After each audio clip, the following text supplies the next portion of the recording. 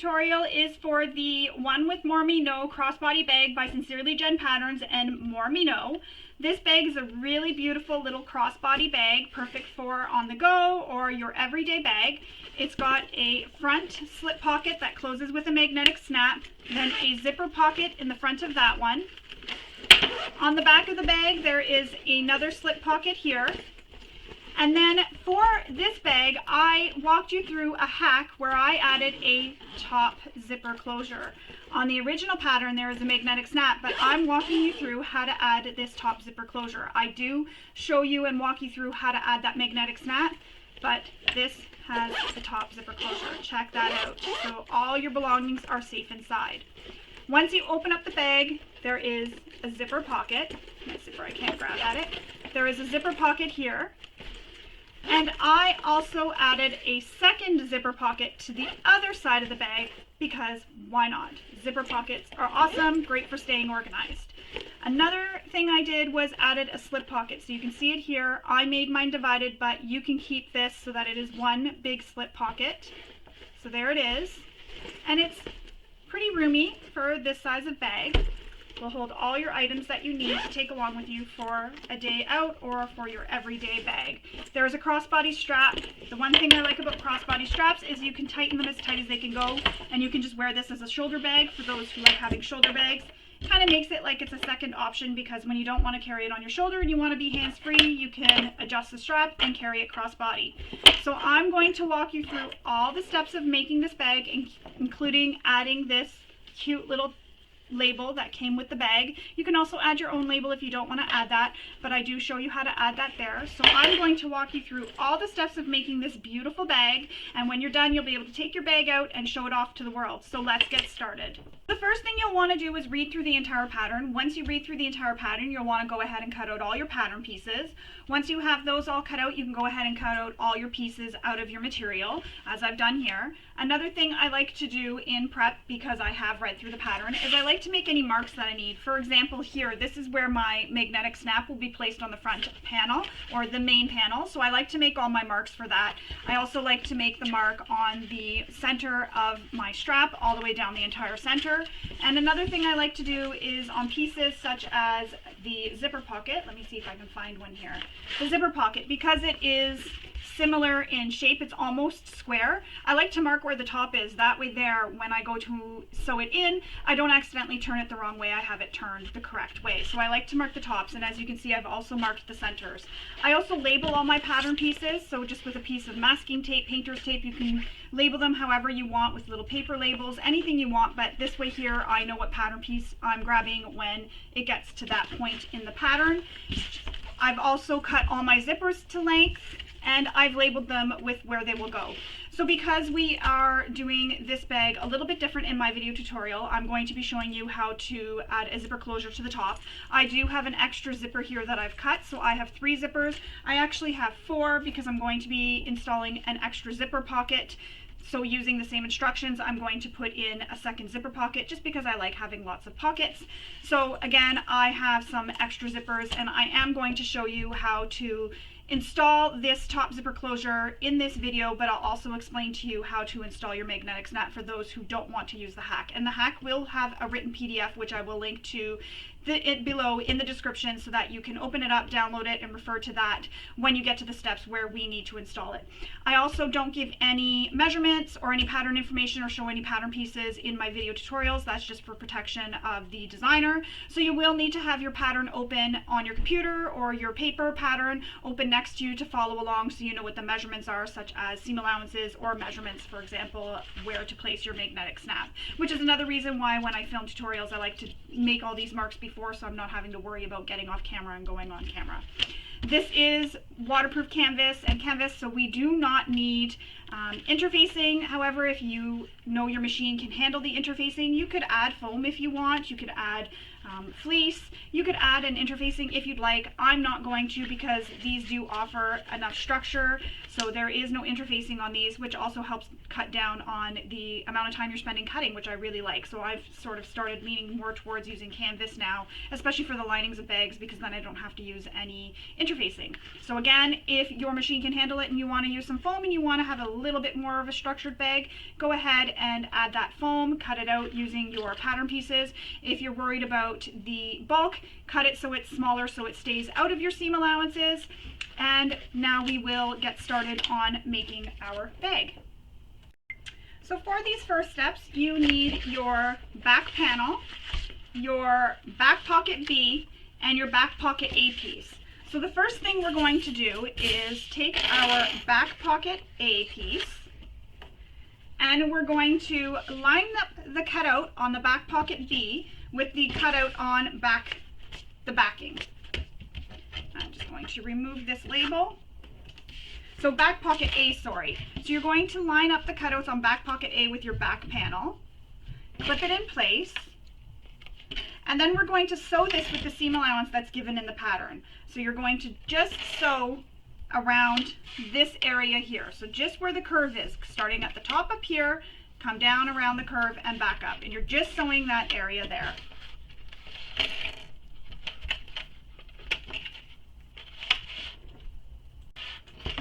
So now I have a pin. I'm going to go and sew this with the seam allowance given in the pattern.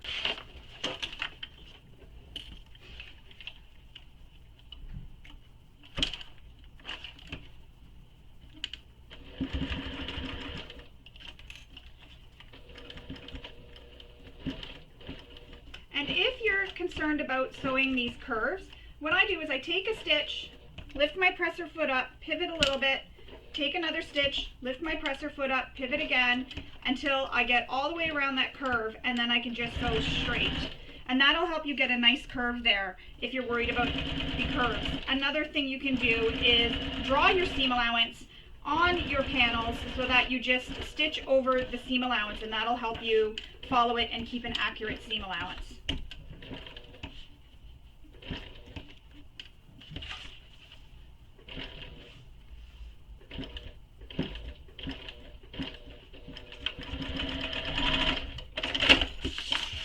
Just take your time stitching those curves. Now we're going to snip into the seam allowance, cutting it down. I'm going to use my pinking shears. We're going to trim the seam allowance, also trim our threads. So we're going to trim it down. She gives a amount to trim it, so a seam allowance to leave. So you're going to trim that down. And when I put these together, I put them right sides together.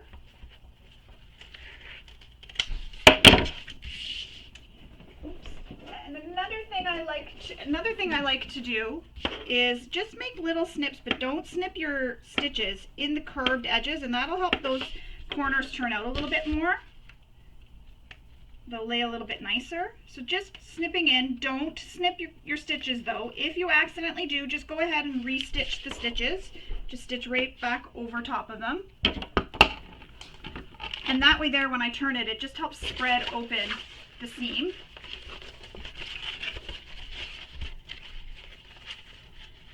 And I'm just going to finger press this and then add some clips to help hold it in place.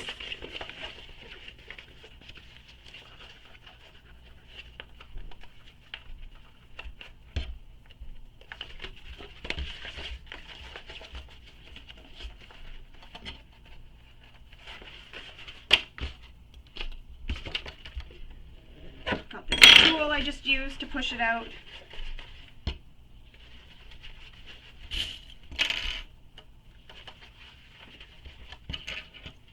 I'm just using my clips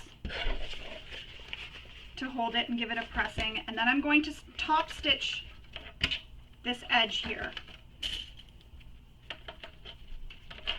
So I'm just finger pressing. If you're finding that you're getting any pleats here in these areas where the curve is, go ahead again and make some more snips in those curves, and that'll help it lay nice and flat for you. So it'll look like that. So you'll have the right side showing on this side, so the wrong sides will be touching when you flip it around, and it'll look like that. So now I'm going to go ahead and top stitch this here all around the cutout. And again, when you get to those curves, do as I mentioned previously, which is take one stitch, pivot a little bit, take another stitch, and pivot. And that'll help you get a nice stitching in those curves.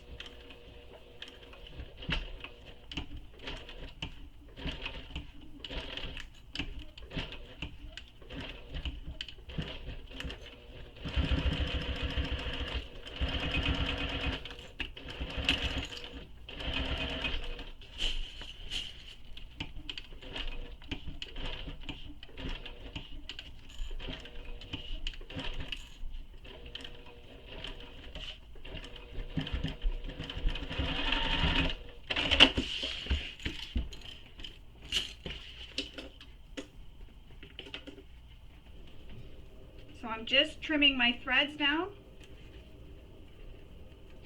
just like that. And that is how it'll look when you've top stitched it on both sides, just like that. So now we need our back pocket B piece, looks like this. And we're going to take this, we're going to lay it right side up, and we're going to place this so the right side of back pocket A is touching the right side of back pocket B. And we're going to pin these together, and you want to line up the top edge, but you also want to line up these side edges of back pocket A and back pocket B with each other. So you want to line up all those edges, clip it in place. Then what we're going to do is we're going to sew down the sides of the pocket across the bottom and back up the other side. You're not sewing through the exterior, so you'll move the exterior out of the way and you'll sew just the pocket. You don't want to catch your exterior at all in this when you're sewing it. So what I like to do is move my clip out of the way, and then I will sew down the side across the bottom and back up, and then have this clip moved out of the way. So I'm going to go ahead and sew that now with the seam allowance that's given in the pattern. If you have to take your clip off completely, go ahead, take your clip off. Don't forget to return your stitch length back to your regular length you use when you stitch.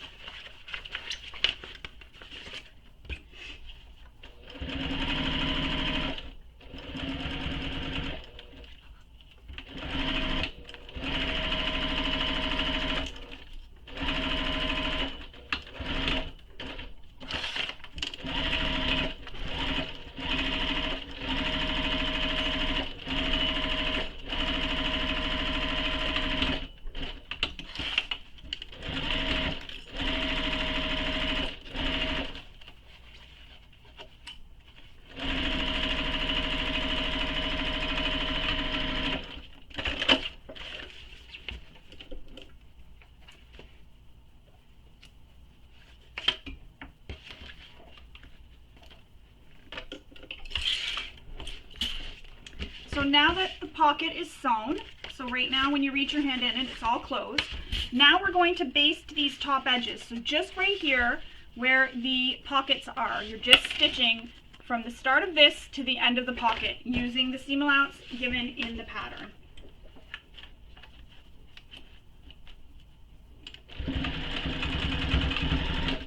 And that's just going to hold that in place for you while we construct the bag.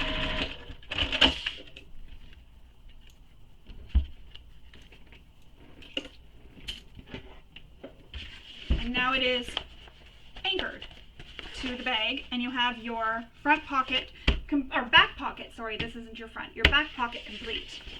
Moving on, we need our front zipper pocket. So I have it labeled as front, and you'll notice I have a black zipper. That's just because I'm using that for the second zipper pocket I will be installing in the bag. Then we need our zipper tabs, so they're going to look like this, and I like to clip all my zipper tabs together because I have found that before when I didn't and I just had them laying all loose, I would lose one or two here and there. So we're going to pin these to the zipper, so you'll pin it with the right side, and with these it's a little bit hard to tell what's the right and the wrong side, but if you kind of scrunch it together, the wrong side will get creases in it. It'll get little white lines.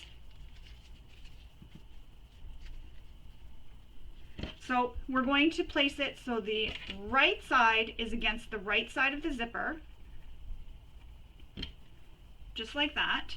So right side against the right side of the zipper. And then on the wrong side of the zipper, you're going to take the tab and place it so it is wrong side of the zipper against the wrong side of the zipper tab.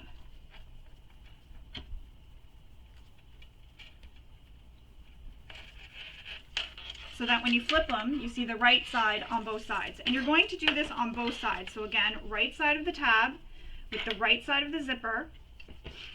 And then on the other side, right side of the tab, or wrong sides of the tab, sorry, with the wrong side of the zipper. And then when we flip them, all you see is the pretty sides of the zipper tabs. Now we're going to sew these using the seam allowance given in the pattern, and you're sewing these short edges. And sometimes what I like to do before I attach the lining piece is I often like to just base stitch the exterior piece first. You can go ahead and do that if you prefer. It just helps things from shifting if that's what you prefer to do. And again, if you top stitch, change your stitch length back to your regular stitch length that you use.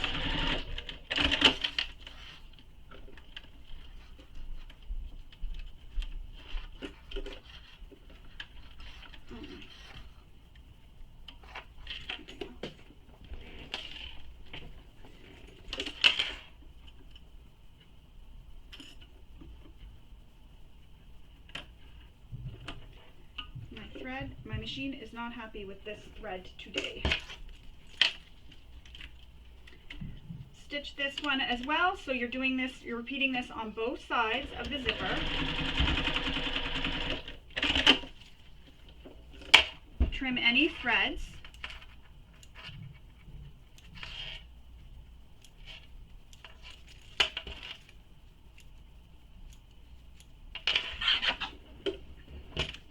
So it'll look like that. Then we're going to, so there it is. That's the right side of the zipper and the wrong side. Now we're going to take these and press these up, just like this.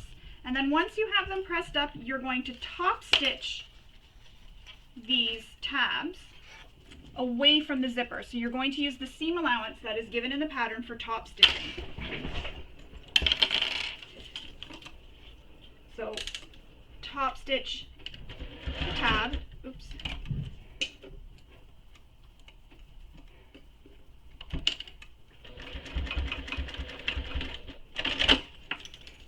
Both sides.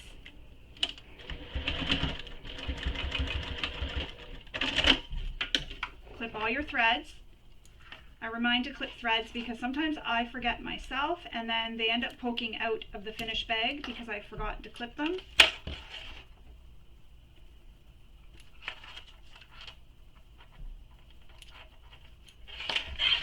Not all the time, but sometimes they do. That is how it'll look when it is finished. I'll just see if one side, of course, so you can see the top stitching there. So both sides are top stitched. Place the zipper to the side for now, and we'll move on. We need our front pocket and our contrast A piece.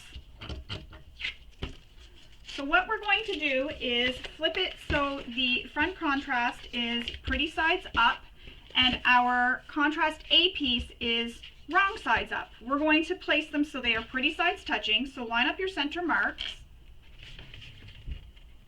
clip it in place,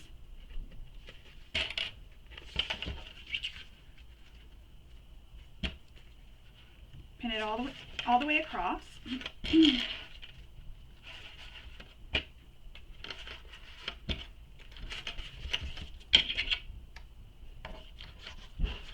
And you'll notice I'm not taking this to my iron and pressing because I do find that with the canvas, I can just press it with my fingers. There's no issues with that. So now I'm just checking my stitch length, making sure if I top stitch that I put it back to my stitch length. And I'm going to stitch this to the panel using the seam allowance given in the pattern.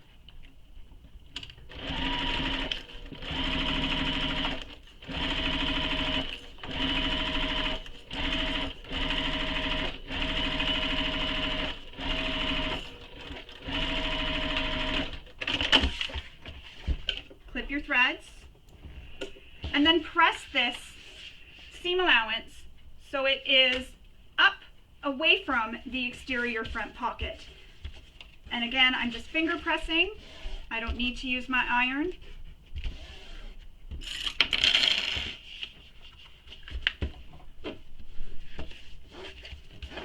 If you want to use an iron, just do a test before you press to make sure that your iron doesn't damage your material, and use a pressing cloth as well.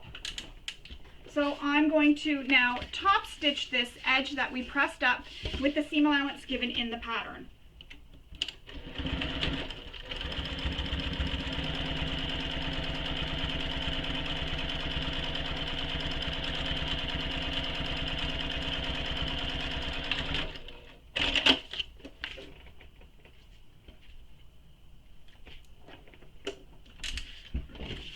And there it is top stitched all the way across. Next we need that zipper that we made. We're going to take it and find the center of this. So I'm going to fold this in half. And then with my pencil on the seam where I folded it in half, I'm just going to make some marks within the seam allowance. And I do use a pencil, and that's because if I do ever take this to the iron, I don't lose my marks with my heat erasing pencil. So now that I have the center marks made, I'm going to line up the center mark on the zipper with the center mark on the contrast A piece. And we're placing the zipper so it is right sides with the right sides of the contrast piece.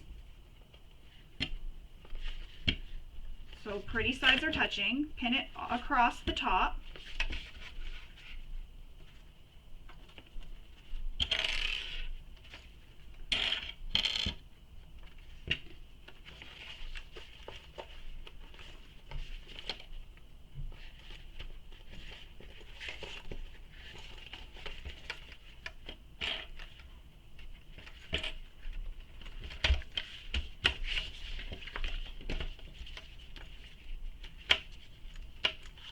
So there it is, it's pinned across the top, and we're going to sew this with the seam allowance given in the pattern. And you'll want to switch out to a zipper foot. This will help you get an accurate seam allowance. So if you have one, switch out to a zipper foot now.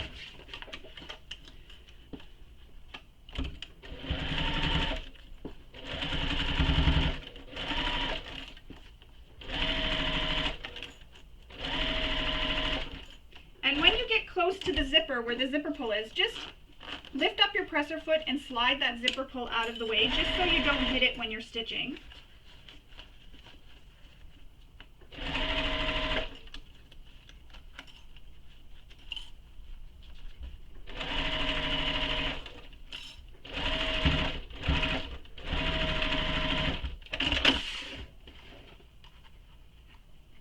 Clip your threads.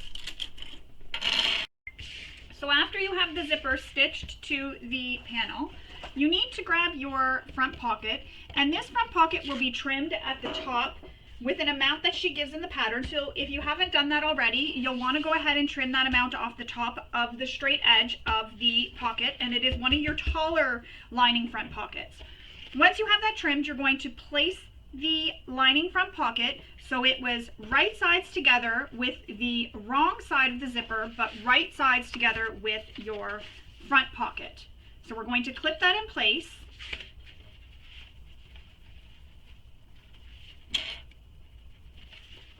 Clip it all along the straight edge, and you can also line up your center marks just to make sure everything's all lined up for you. And then we're going to sew this with the seam allowance given in the pattern. And what I'm going to do is I'm actually going to flip over, and I'm going to stitch right on top of those stitches I made previously. Sometimes what I like to do when I'm doing this is, instead of stitching with the full seam allowance on the first go, is I like to base stitch it first. Then I don't have to worry about if I stitch right on top of that seam allowance that I did the first time, because I just did basting stitches and you won't see it in the finished bag. So I'm stitching directly on top of those previous stitches.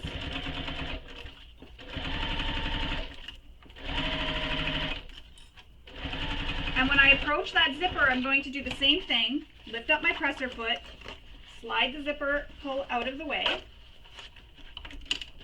and then continue stitching. Again, right on top of those previous stitches. Trim your threads.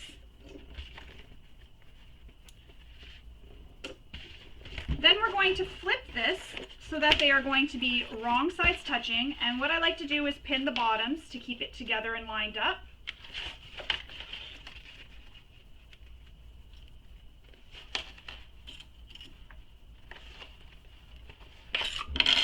And then press this so they are wrong sides together, and try not to pull on your zipper.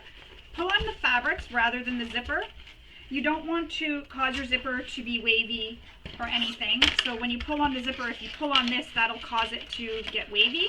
So really what you want to do is hold the zipper and push on the fabrics to press it down. And I'm just finger pressing this part.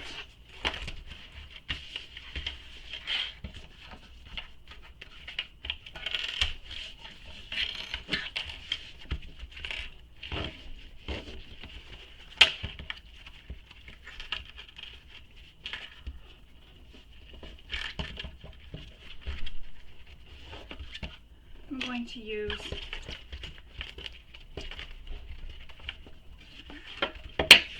one of my precision turning tool because my nail is starting to bend and it's hurting doing that.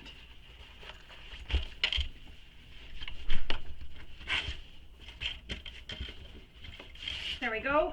I'm going to switch back to my regular foot for now, and I'm going to top stitch this with the seam allowance given in the pattern. So increase your stitch length to the length you like to use when you top stitch. And as I'm going, I just like to make sure that these are pressed down, because you don't want this to flip up, this bottom piece flip up and get caught underneath. So I just like to keep feeling underneath, making sure it's down out of the way. And also making sure that this is nice and flat underneath.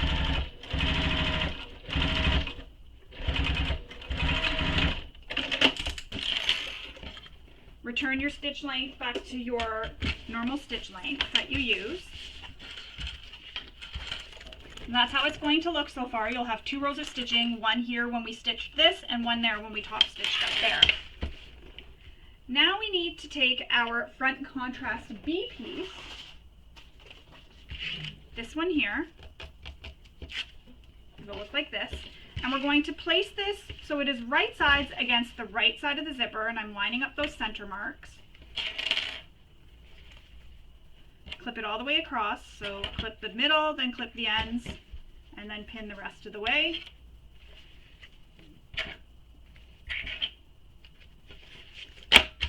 And then we're going to sew this with the seam allowance given in the pattern. And I'm going to switch out to my zipper foot.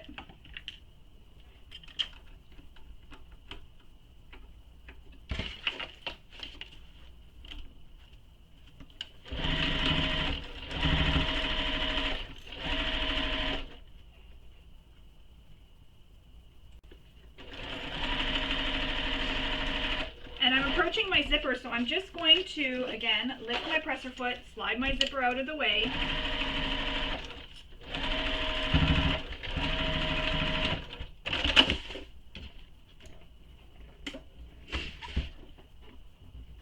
Now we need to take the remaining lining pocket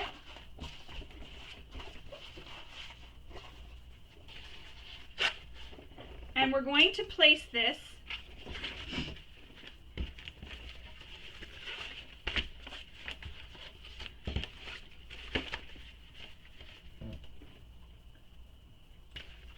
we'll be placing this so it is right sides together with the wrong side of the zipper. So your exterior front is there, and that's where it'll be. So you'll be seeing the wrong side of this pocket.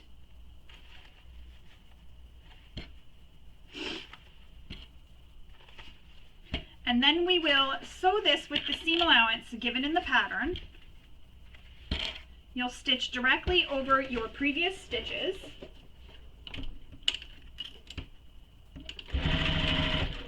And again, when you approach that zipper head, move it out of the way.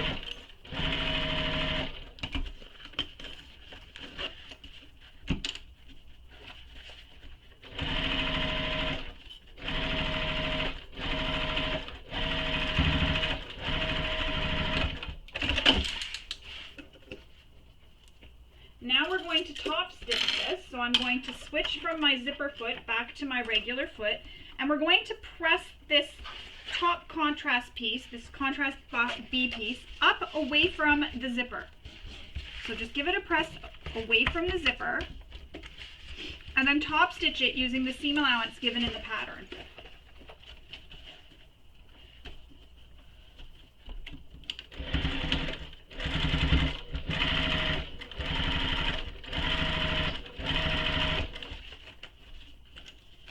When you approach your zipper, you can move it out of the way.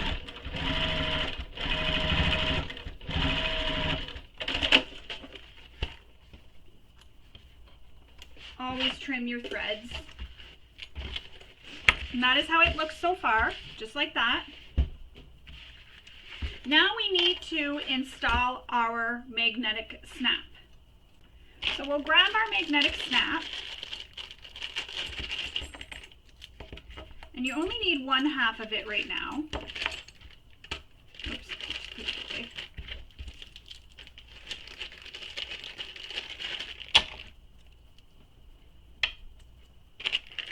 So you need 1/2, one washer, and 1/2 of the snap. And I like to use a piece of scrap interfacing behind my snaps, so I just have a piece of scrap foam. And there's a measurement in the pattern given for where to place your magnetic snap. You'll want to refer to that. So I'm going to place mine at that mark because I already have the lines made. And use the manufacturer's instructions for installing your magnetic snap. So I use the prongs, the slits here in the washer to mark where the prongs will go. And then I cut my slips with my seam ripper. And if you're worried about cutting too far, the top of where the slit is, put a pin there, and when you slide your seam ripper, it'll stop because you'll hit that pin. Another thing I like to do is apply some seam sealant to the slits that I've made. Then I'm going to also cut the slits in the piece of interfacing.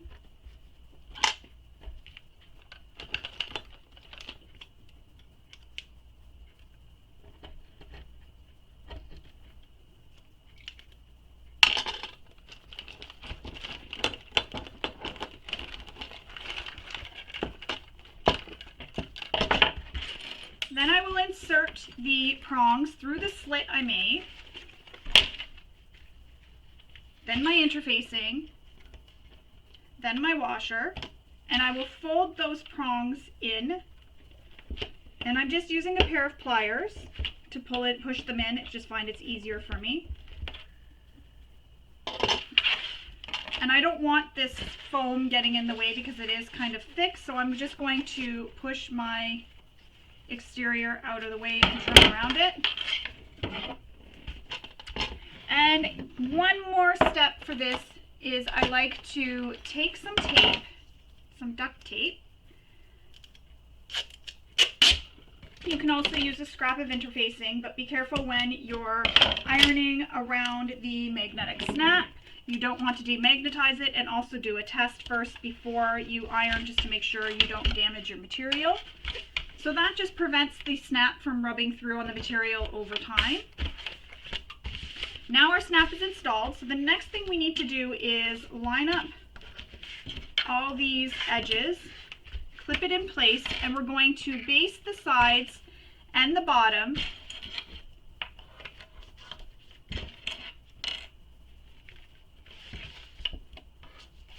And we're going to use the seam allowance given in the pattern. Sorry, not the bottom, just the sides. I'm just clipping the bottom to hold it all together. So we're going to base these using the seam allowance given in the pattern. And when you do a basting stitch, you can use a longer stitch length.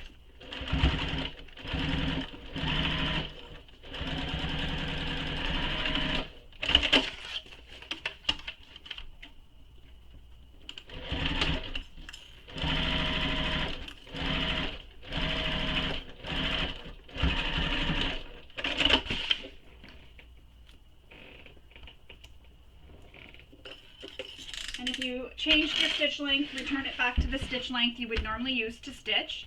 And that just stitched the sides together so that you reach in and your pockets are sealed right now. Now we need to take the front pocket, which is shorter, And we are going to place it so that the top raw edge is right sides together with the top raw edge of the exterior contrast. So it is right sides together. So this is where marking that T can be very important, because you don't want to accidentally flip this and have it upside down, because the bag is angled, so the wider end will be at the bottom. And we're going to sew this with the seam allowance given in the pattern.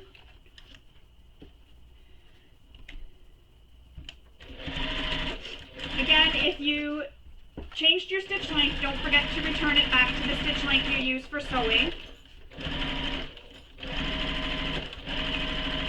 And if when you're approaching that magnetic snap and you used an interfacing and you feel like you're hitting it as you stitch, stop stitching, just back stitch where you are so you don't have to redo that whole seam, and then go and trim it a little bit more so you don't stitch over it.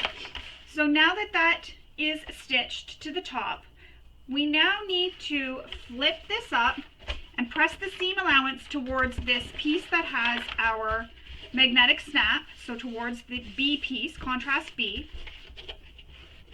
And again, I'm just finger pressing. And we're going to top stitch through the pocket contrast using the seam allowance she gives in the pattern.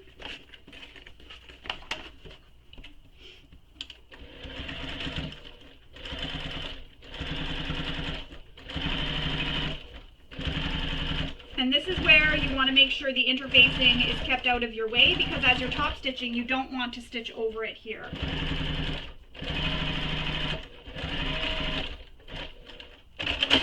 Return your stitch length, trim any threads, and if you forgot to trim any, go ahead and trim them now.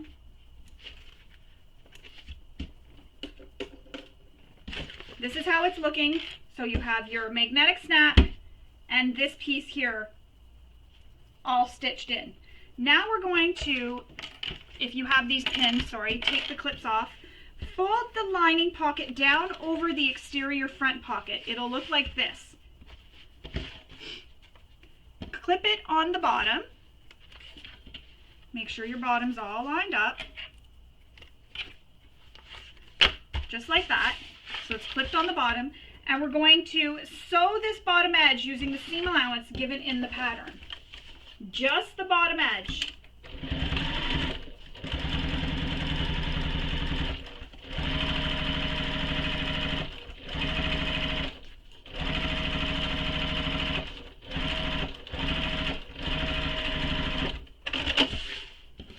Trim any threads. Now we're going to trim this seam allowance. And I'm using pinking shears. You can use your regular scissors if you prefer.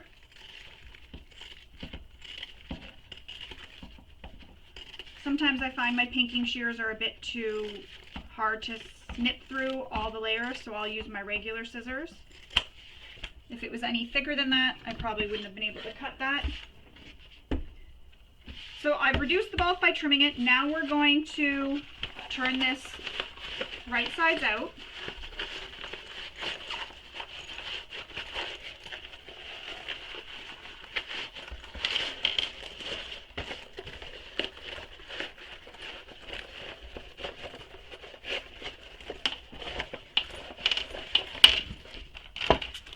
And we're going to give it a really good press. So I'm using my turning tool here for this to press out those edges. And I'm going to use some clips to hold it in place.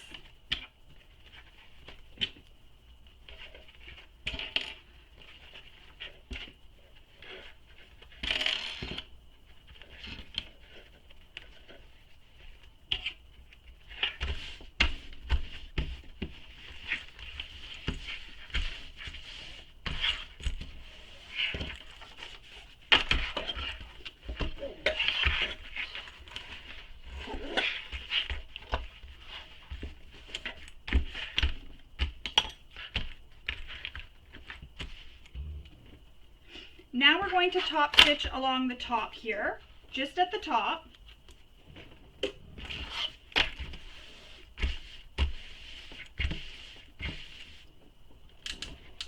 So we're going to top stitch the top here through all the layers.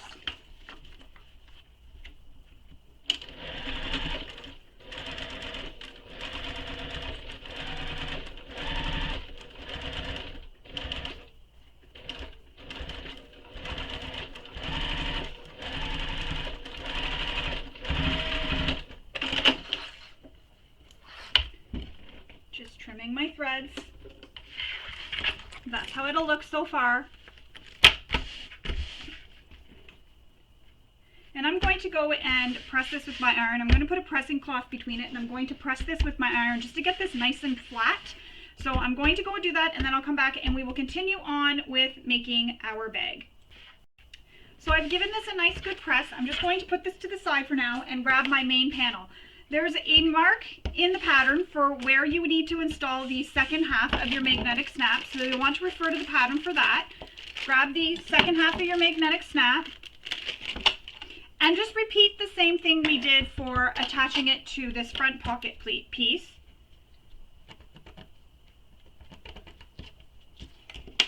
And there's also a measurement in the pattern for where this is going to be placed, and you can always check.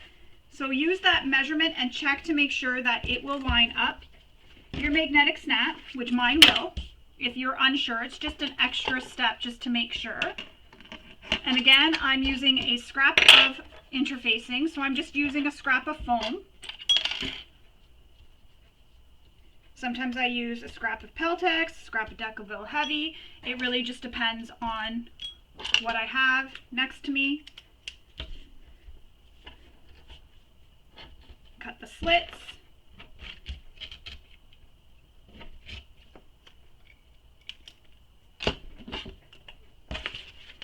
And I'm just going to apply some fray stop to my slits. Then take the remaining half of your magnetic snap and push it through the slits you made.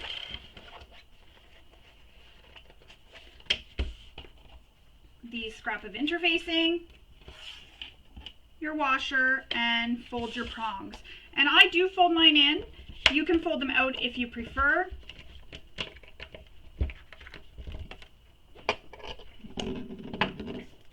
And then some duct tape.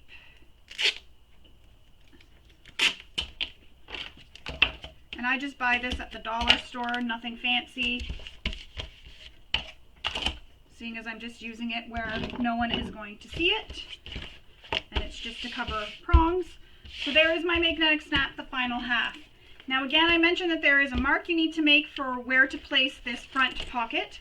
I've already gone ahead and made my mark. I've snapped my magnetic snap, or it snapped itself in place.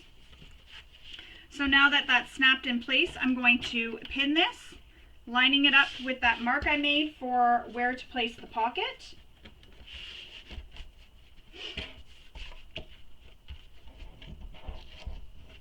And I'm going to pin it on the sides. And then we're going to sew the bottom.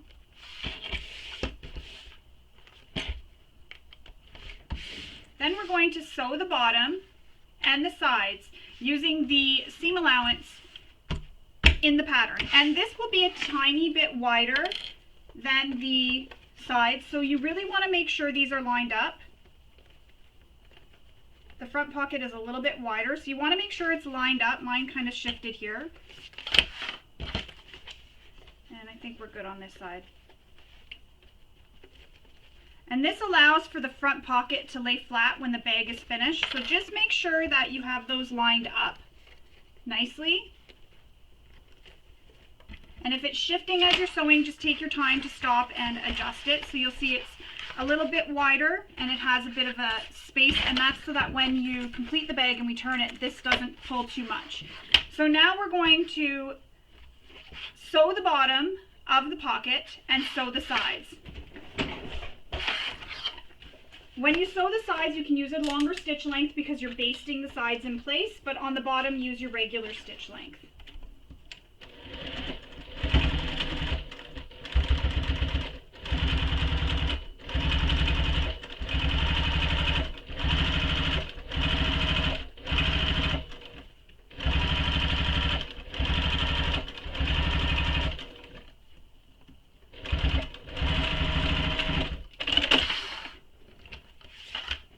going to baste the sides. And again, I'm using a longer stitch length for this. And just make sure that the sides stay lined up. Mine keeps shifting on me.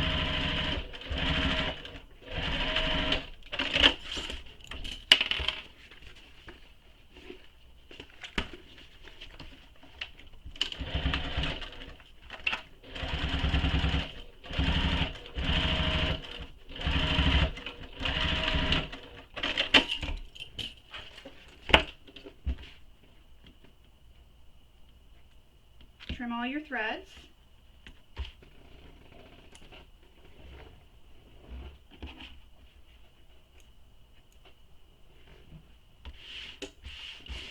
And that is how it'll look once you have that basted and stitched in place. You can add the label now, wherever you want to add it. So this piece here, that came with the kit, I'm going to attach that. And I'm going to center it. Actually, you know what? I'm not going to center it. I'm going to place it off to the side a bit. And I will use some double-sided tape to help hold it down while I stitch it in place.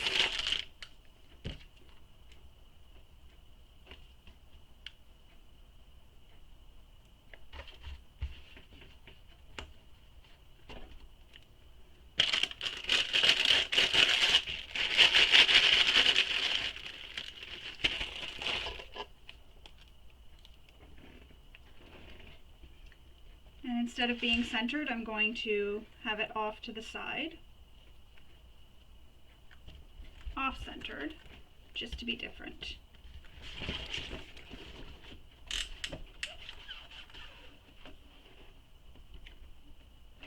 And what you want to do is leave long tails, so pull some long tails out. You don't want to back stitch. Leave the long tails, and then we'll pull them through at the end. So don't back stitch.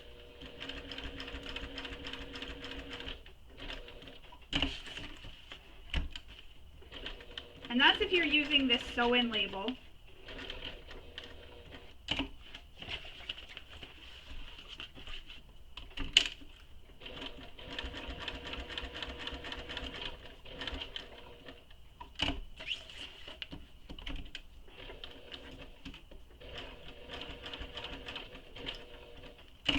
And when we come back to the top here, you want to stop in the same hole that you started in. Pull your threads so you have long tails again. And then you're going to pull these threads to the back and tie them off. So if you pull the thread, you'll cause a little loop from the one in the front, and you'll be able to pull it back. So you just pull that thread and it creates a little loop, bringing up the one from the front. Pull it through. I use my seam ripper to grab that loop, and then I'm just going to put them together in two threads in each, and tie them. Create a little knot.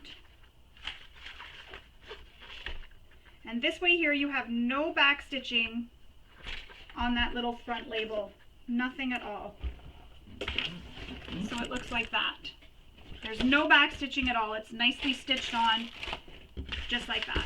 And you can place that anywhere you want. That's just a personal preference. I did that. Some can do center. You can place it wherever you wanted. If you wanted, you could place it on the pocket before you sew it all together. You can put it on your pocket even. So that is how that is done. Next, we need to place our exterior front right side up and our exterior back right side down. So they are pretty sides touching. We're going to clip this in place, so matching up our sides, matching up all our side seams.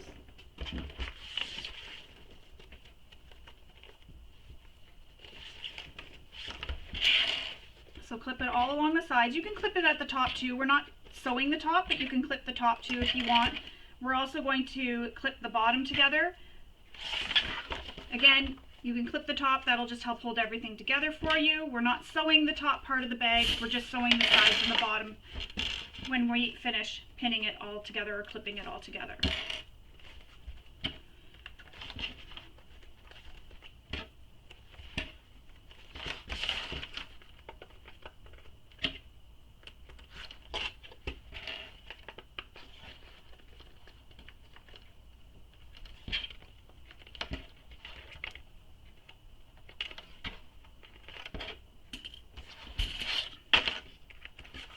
just like that. So now we're going to sew the sides together and the bottom only, leaving these squares unsewn, these right here unsewn, and we're going to sew this with the seam allowance given in the pattern.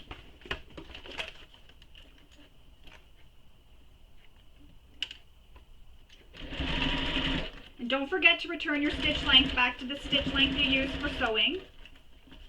And that zipper, you'll want to slide it out of the way. I know it's not right against the seam, but I like to just slide it out of the way just to be safe because it's a dangly zipper pull.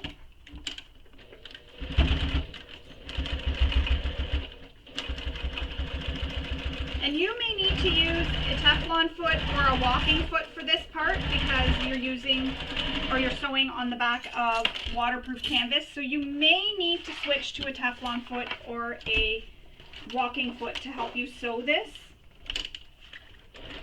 so that your presser foot doesn't stick. Mine didn't. Mine was fine. Mine just went right over it nicely. And I'm going to come back and I'm going to stitch over this side where this side pocket is, just for some extra security.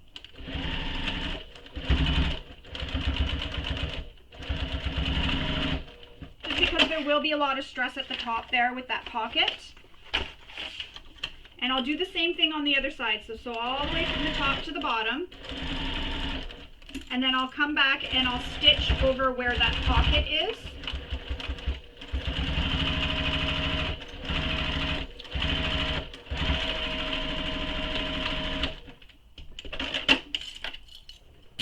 And again, that's just for some extra security because that is a high stress area.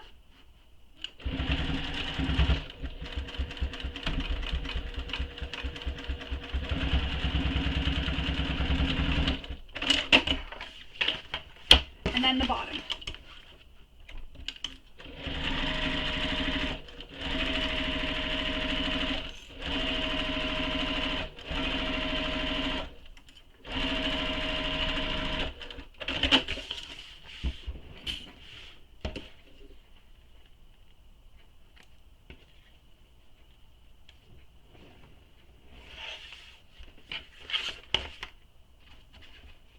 And I'm just trimming all my threads.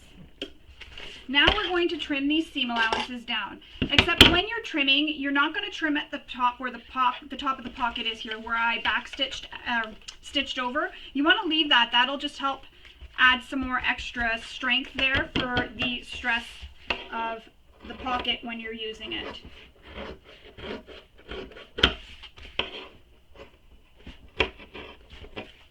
So you can see where all the extra bulk is there. And then what I do is just veer off that way. And it'll look like this when you cut it out.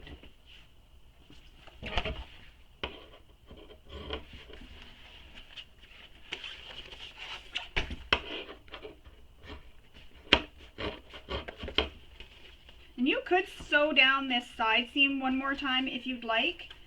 The choice is really yours and how much you want for some extra security.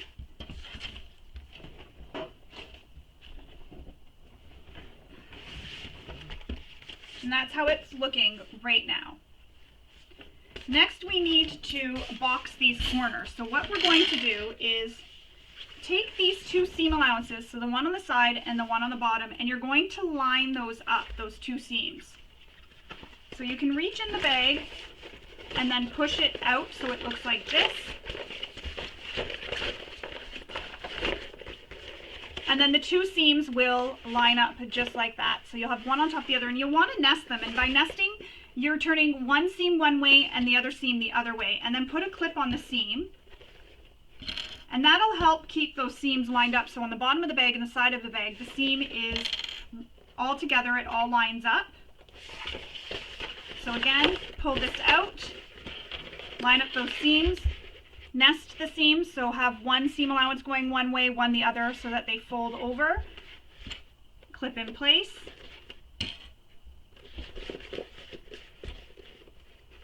And then we're going to stitch this together using the seam allowance given in the pattern.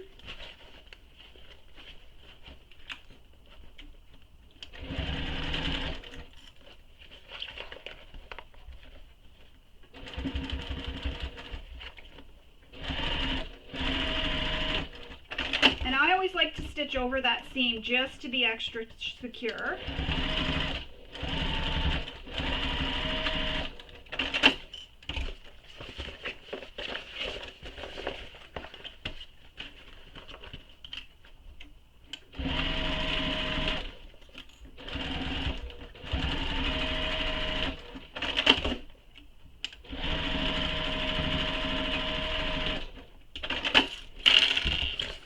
We'll trim the seam allowance. I'm not so concerned about the threads here because they will be inside the bag.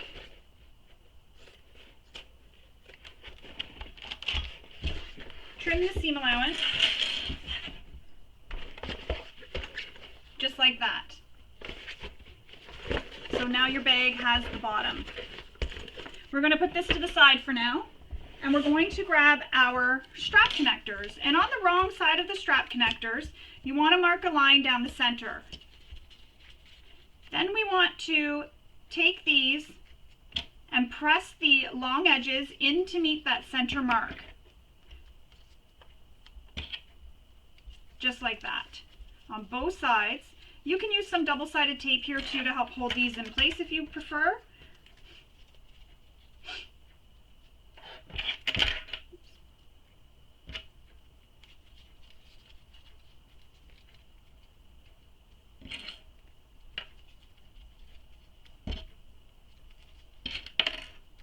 So there's one, and I'll repeat that for the other. So I've marked a center line down the length of the strap connector, and then I'm folding the long edge in to meet that center line.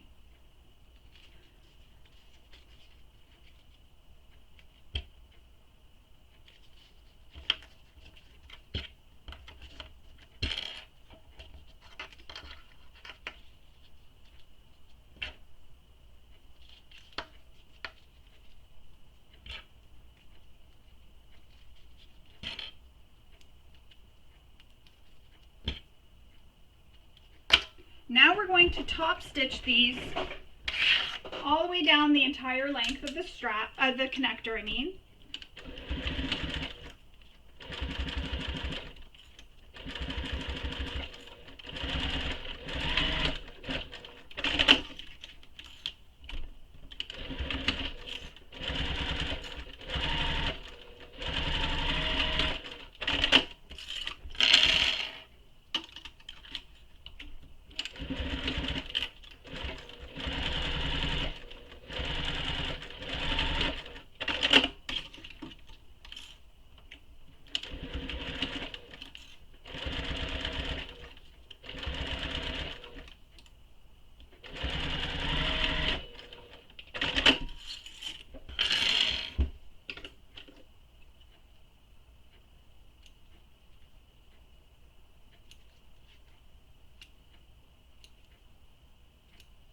And I'm just trimming all my threads.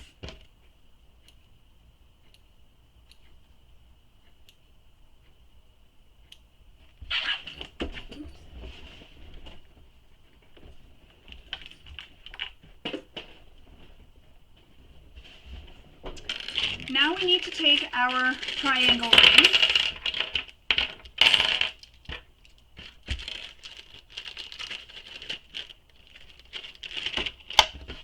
and we're going to slide the triangle ring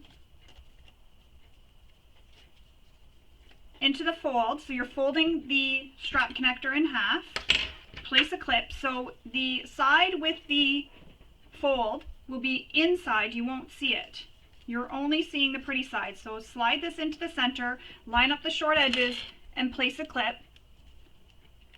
Then we're going to use sew these here on the edges. So the long edges go down as close to the hardware as you can and back up using the seam allowance she gives in the pattern. And because I top stitched already, I'm just going to stitch directly on top of those previous stitches that I made.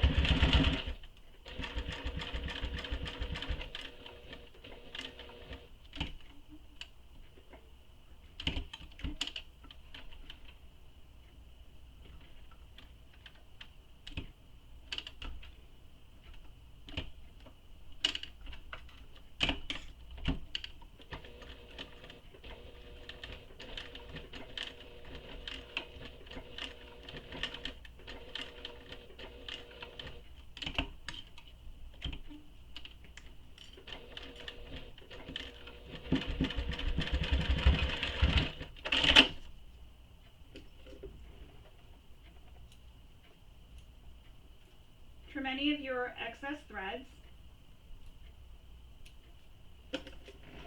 And that's how it looks when I've stitched it. I'm going to repeat that for the remaining strap connector. And you want to get as close to the hardware as you can. A zipper foot is helpful here to get as close to the hardware as you can.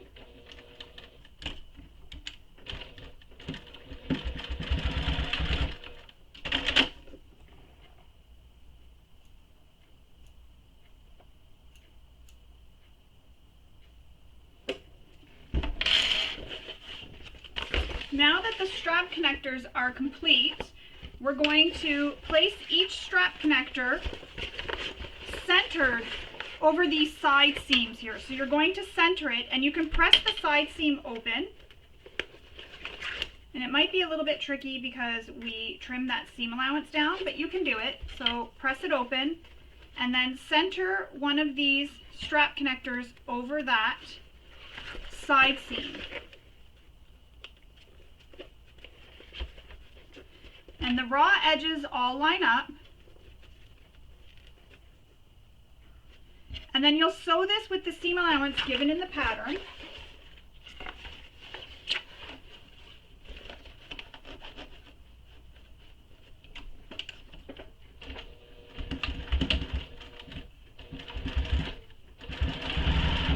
And I like to backstitch a couple times just for extra security.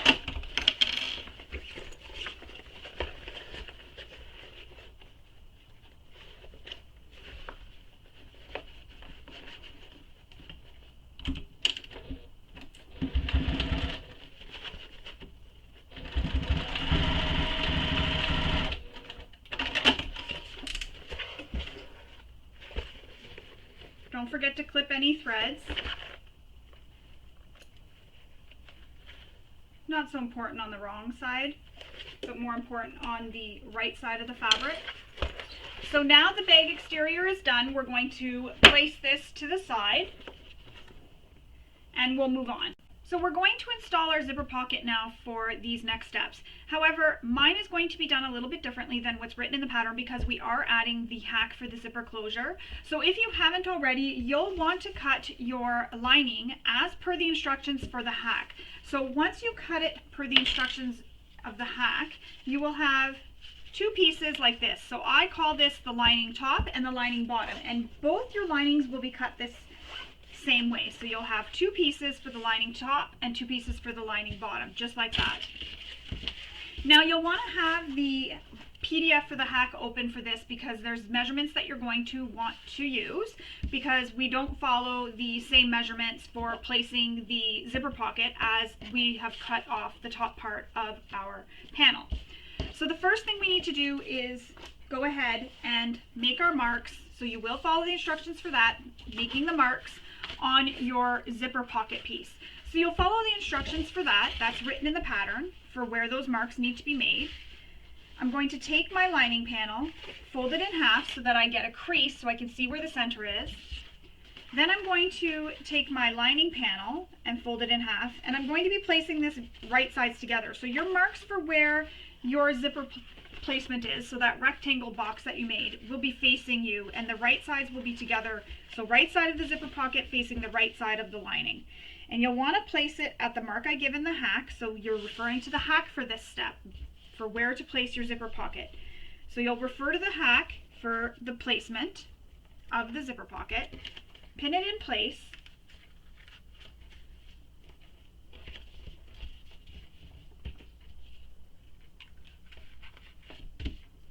and then we're going to sew around this box. And I'm going to use a little bit of a shorter stitch length to sew around that box. So you're just going to sew around that box you created. And these steps are the same as in the pattern when you sew around the box.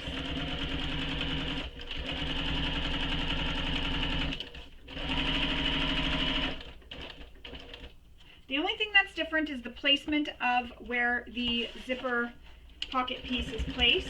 Everything else for sewing in the zipper pocket is the same.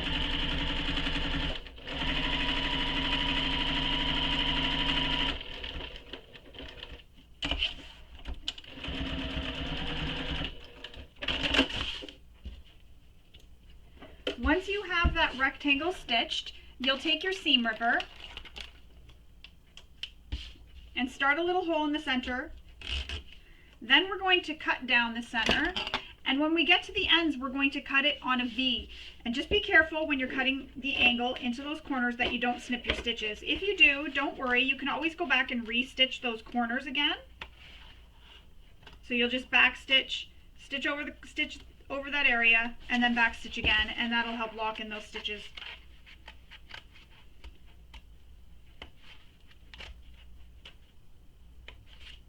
Use the rainbow thread, but it blends, some of the color blends really well, it's harder to see. So there it is, I've got it cut. Now we're going to take the pocket and we're going to push it through the opening.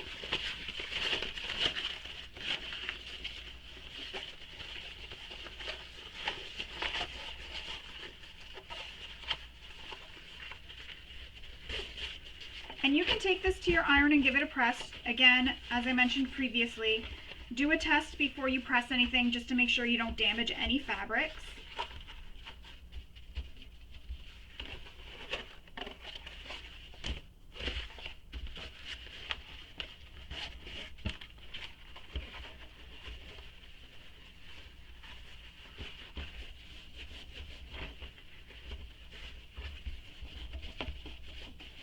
I'm just going to use a clip to hold this down, or a pin, sorry, to hold this down.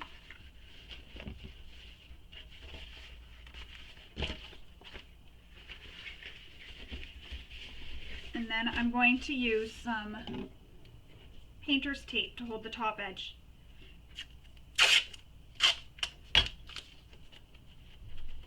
And this will just hold it down for me while I'm stitching my zipper in place.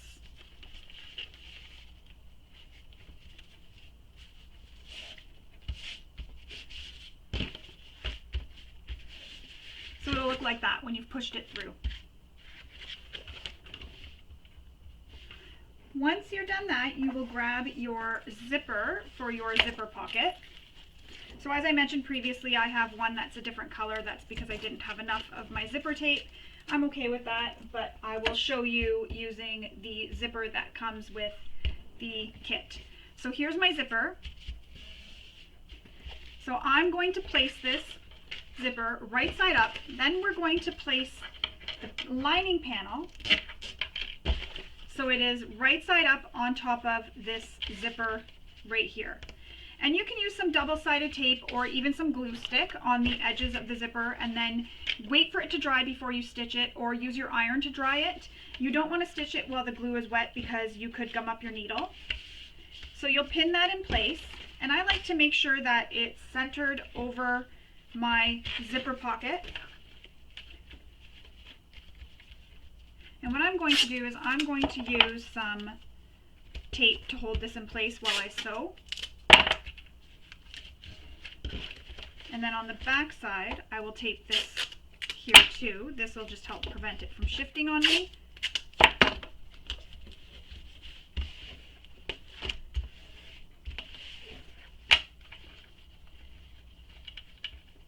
I also make sure that my zipper pull is inside the hole, the zipper window, zipper pocket window, I guess you could call it. That way there, it's not off and you don't accidentally stitch it. So make sure the zipper is within the zipper pocket window. The zipper pocket window. If you don't want to back stitch here, you can do the same thing we did when we attached our tag. Leave long tails, pull them through to the back and tie them off. I'm okay with back stitching, so I'm going to back stitch.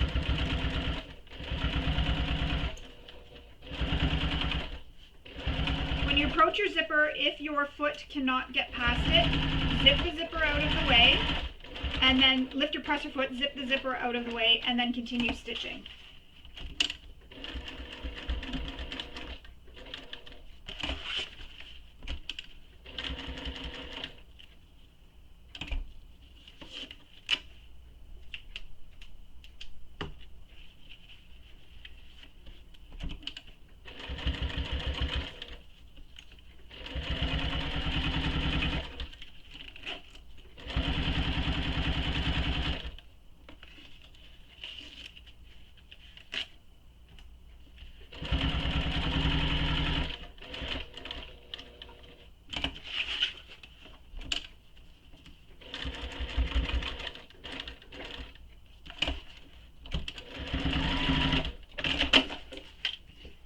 your threads.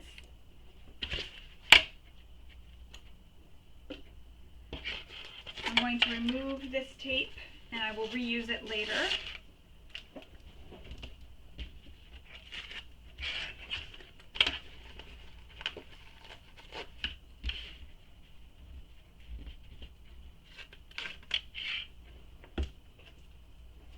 And then I'll remove my pins. Now these are longer, just leave that for now, we'll trim it. However, if you want to, you can trim that now, but I like to leave it so that it's in the seam allowance of the sides of the zipper pocket. I just feel that it adds a bit more security to the zipper pocket, but you can go ahead and trim that down if you don't want that in your seam allowance here when you're stitching the sides of your pocket to your, the sides of the pocket here to each other. So the next piece we need is our zipper pocket again, so we need that back piece. So you want to place it so they are right sides together, so the right side of the zipper pocket to the right side of the second piece of your zipper pocket. The zipper is going to be sandwiched in between, so pin it all together all the way around across the top and then the sides. And we're going to sew this with the seam allowance given in the pattern, but we're not sewing across the bottom. You want to leave that one open so that you can turn the bag right sides out through the bottom of the zipper pocket.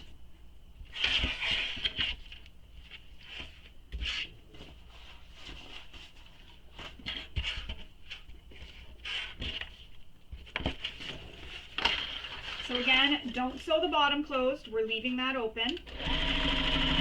You're just sewing up the sides, across the top, and down the other side.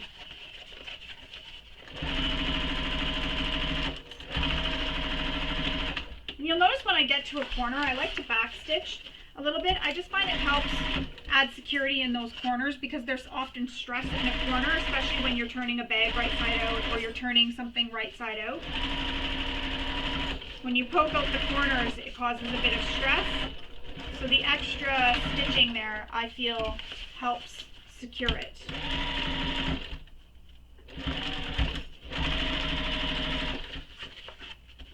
Oh, I left my sticker that says lining bottom here and I stitched it in. That's kind of funny.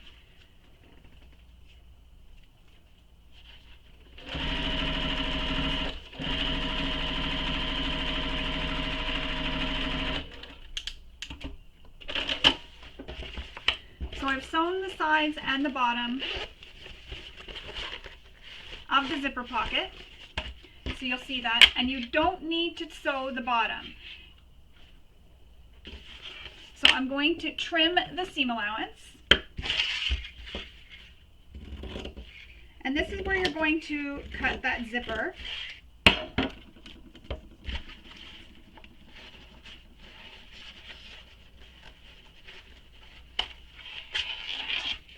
I'm just using my zipper scissors to cut this.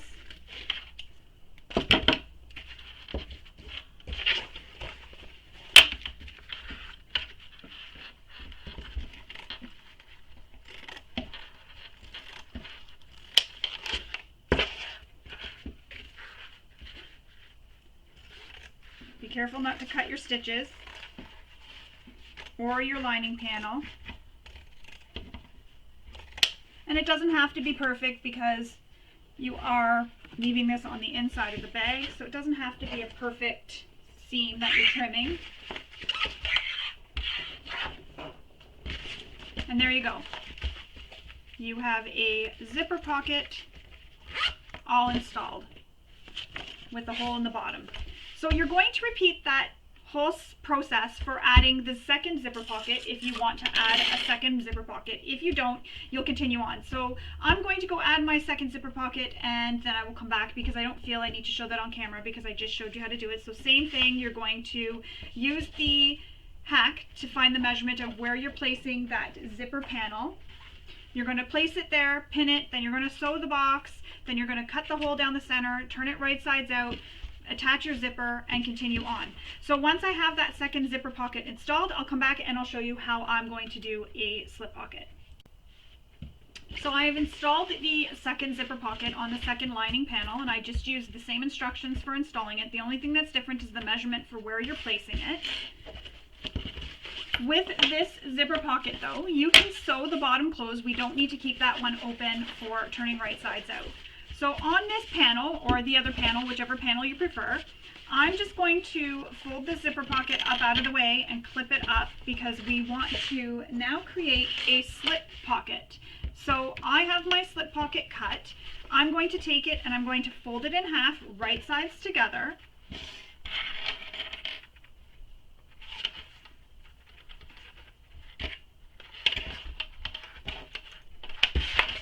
And I'm going to pin the top and sides, and then I will sew the sides with the same seam allowance that's given in the pattern. So just the sides we're going to sew, not the top here. I've only pinned that to help hold it together.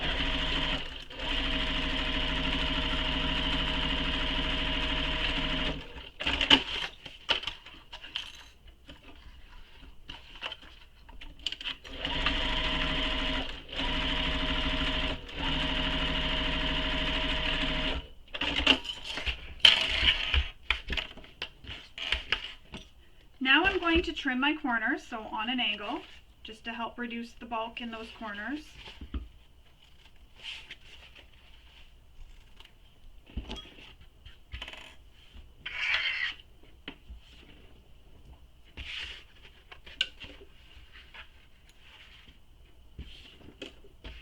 Then we're going to turn this right sides out.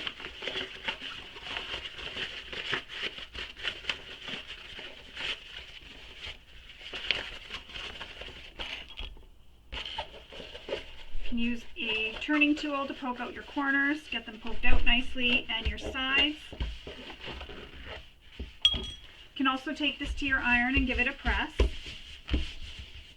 Once that's done, you will clip the top so that they're together, and we're going to baste that top seam together.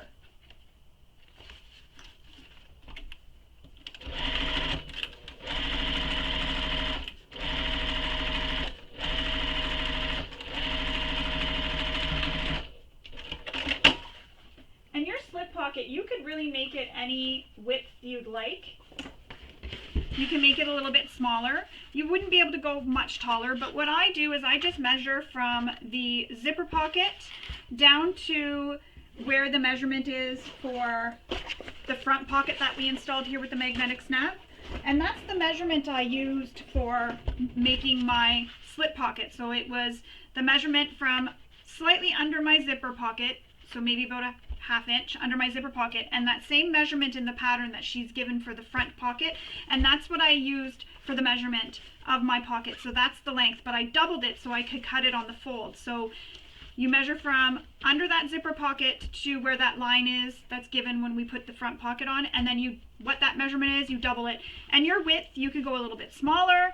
Just keep in mind that you do have the side seam allowances, so you don't want it to be too wide, but you can make this a little bit smaller to just have like a pen pocket. You can make it a little bit wider. The choice is really yours. Then we're going to take this slip pocket trim and add some double-sided tape along the edges here.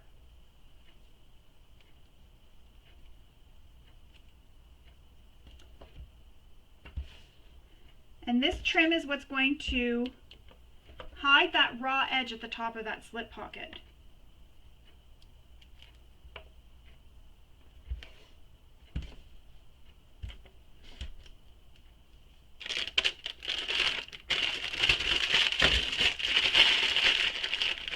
I also like having this little trim on a slip pocket because when you're using a color of material that's the same as your lining, you can see it.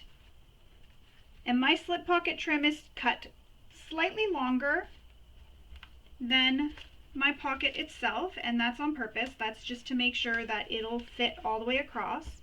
I'll trim it down after.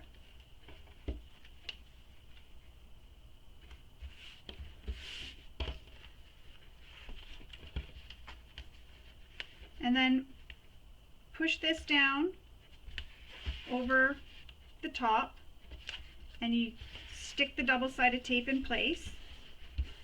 Then once you have that all stuck in place, we're going to top stitch this both away from the raw edge here, the bottom edge of the trim, and from the top. So we're going to top stitch both those edges.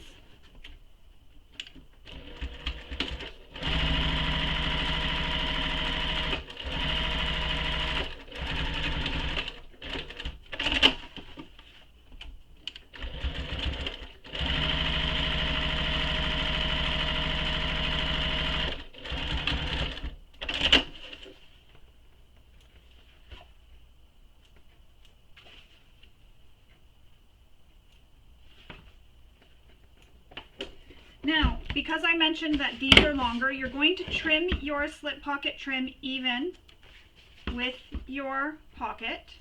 Be careful not to trim your pocket though. And that's how it'll look. Now you're going to take this, and as I was mentioning, using the measurement she gives in the pattern for where we place our front pocket, you're going to place this there as well. And if you want, you can go a little bit lower, a little bit higher. Make sure this is centered. So you just fold the pocket in half and center it on that line.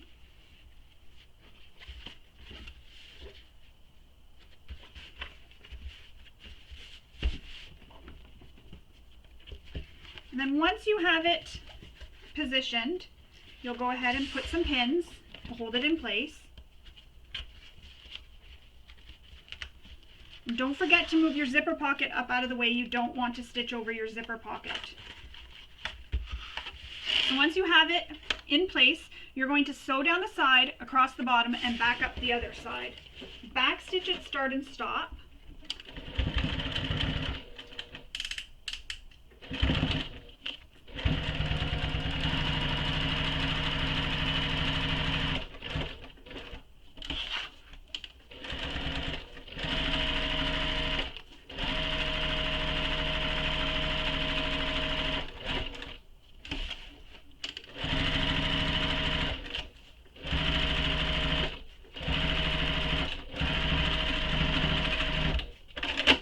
Now, for this slip pocket, you can take it and you can divide it in half. You can divide it in half. You can leave it as one big slip pocket. Really your choice. I'm going to stitch down the center.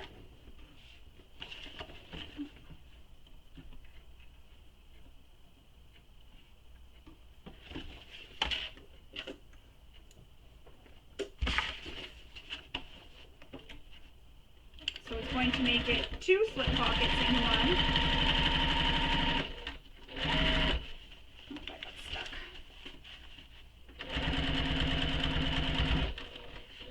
And at the top here, when I get to where my top stitching lines are, I like to make a little V, so I go to where the second top stitch line is, so the line at the bottom, and I stitch up at a V, and that just helps add some security up at the top there. So we had 2 lines of top stitching, one at the bottom and one near the top. So when I get to this bottom line of top stitching, I go out on an angle. So I go up and then back stitch, and then I go up and back stitch. And that way there, that creates a little V. So the pocket's a little bit more secure at the top. You don't have to do that. You can stitch right up to the top. I don't know if you can see that V. I hope you can, that I created. So all I did was back stitched at the bottom, went up. When I got to this row, this line of top stitching here, I went up at an angle, came back down, and then went up at an angle again and back down. And there is our pocket installed. We have our zipper pocket and then our slip pocket with 2 sections. That is all done.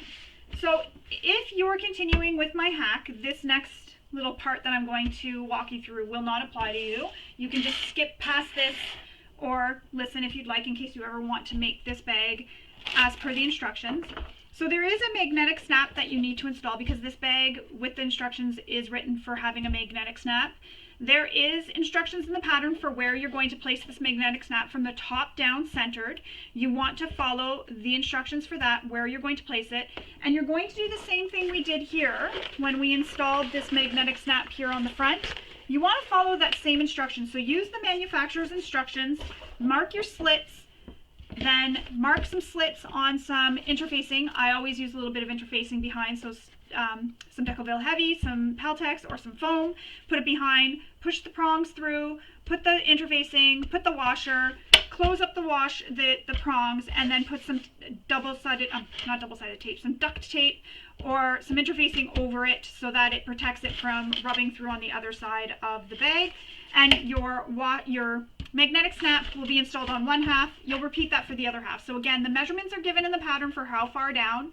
You can't use that same instructions if you're installing the zipper top. So if you're installing the zipper top, you need to follow the instructions for the zipper, because we do trim our lining to be smaller. We do cut it so that we have two separate pieces. So again, follow the instructions for installing that magnetic snap in the pattern, and then you will be able to continue on with sewing the bag together. And you can skip past the parts of the zipper right now and get to the other parts where we can continue with finishing the bag. So if you're installing the zipper, you'll need your zipper and your two lining top pieces. And I'm going to remove that before I accidentally sew that again. So this is the zipper. I'm going to stitch over this one end here to create a bar tack so I don't lose my zipper pull. And in my hack, I have instructions for either making a fabric zipper tail, or you can use the metal zipper end. I'm going to use a metal zipper end on this one, so I'll install that after the bag is completed. So once you have your zipper pull put on your zipper and it cut to length, you'll open up a bit of the zipper on the end here. And then what you do is you pinch the zipper, so pinch it, and then pull it so that it lines up with the side, just like that. So it'll all line up. And on my YouTube channel, I have a video tutorial for how I do this. So I will link that too in the description, so you can pause this video and go watch that so that you know how to do it, because it goes more into detail. So all I did was I pinched it and then I pulled this piece down so that it lines up just like that. This here edge, there's like a little triangle, lines up with this edge here. And that creates, and it goes towards the back, not towards the front. I know I showed you towards the front, but that goes towards the back. And that creates this little angle that your zipper goes on so that the zipper pull can't come off the zipper tape at all. And again, I have a video tutorial on my YouTube channel. I'll link to that below in the description so that you can pause this video, go and watch that, and come back and do this. Then what I do is carefully stitch this side down, and I am stitching over my needle. I'm being very careful. You can hand crank over your needle. Once I get over it, I remove it and then I back stitch. That holds the zipper in place so that it doesn't move. So now we're doing the same thing.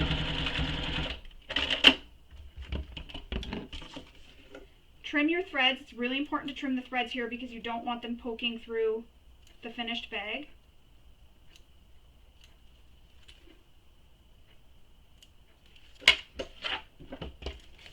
And that's how it'll look. So that's the front and that's the back. So see how it comes at a triangle here? You can see a little triangle. So again, I'll link to below in the description how I do this so that you can have the instructions for that.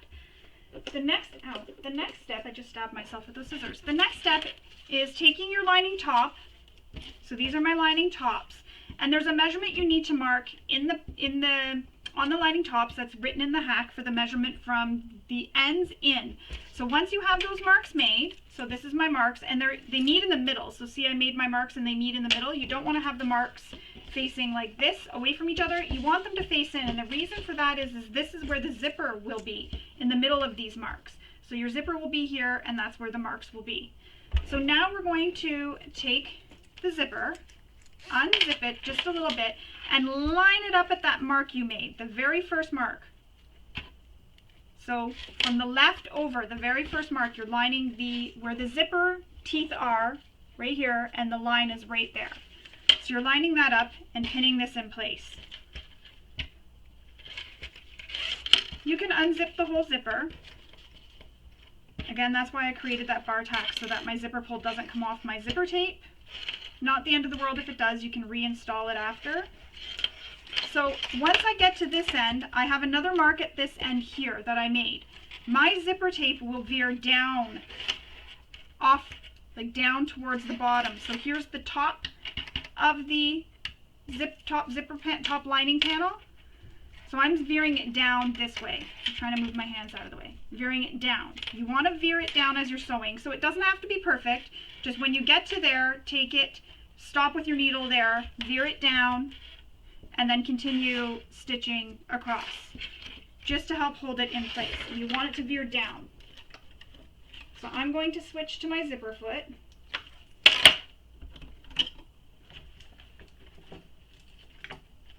You can also, if you prefer, when you get to this area here where you're veering it down, take your zipper tape, so see how it's like this, and fold it like that. So now you're going to have the right side, and when you fold it down over, so I'm going to show you again. So here it is. Here's my zipper tape. I'm going to take this and bring it and fold it down and line it up with that line, and then you can just stitch. My hands are in the way. And then you can just stitch. I can't do this with my hands. And then you can just stitch over. So again, zipper like this, fold it and flip it so that now I'm looking at the right side of the zipper here and the wrong side is here. And that's going to line up where you've flipped it down with that line we made on the lining top, and you're going to stitch over that. You can also do that. I've done that before. That works.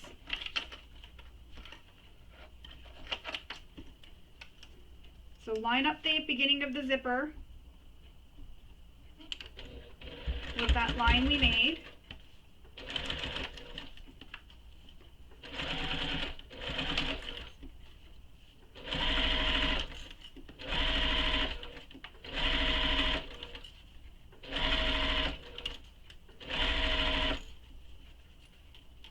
And I'm approaching that other line. So once I get to it, I'm going to take my zipper and I'm going to do what I was showing you, which was make it go down. Just like that. You don't have to do that. You can also leave it the way I said, which was to just take it and veer it down like that, but that's how it'll look.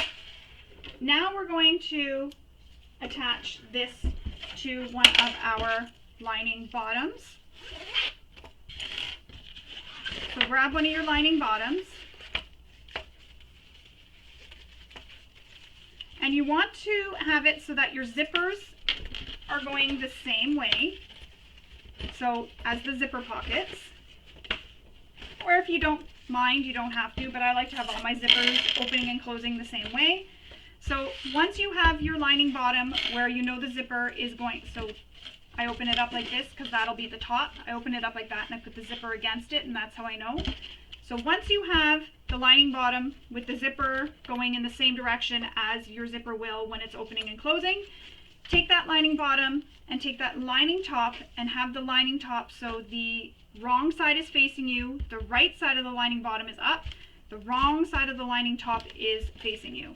You're going to clip them together so that sandwich is sandwiched between. The lining top and lining bottom will be right sides together. Again, zipper sandwiched in between. I'm just pinning the tail down here so that it stays out of the way. And I'm going to pin this all the way across.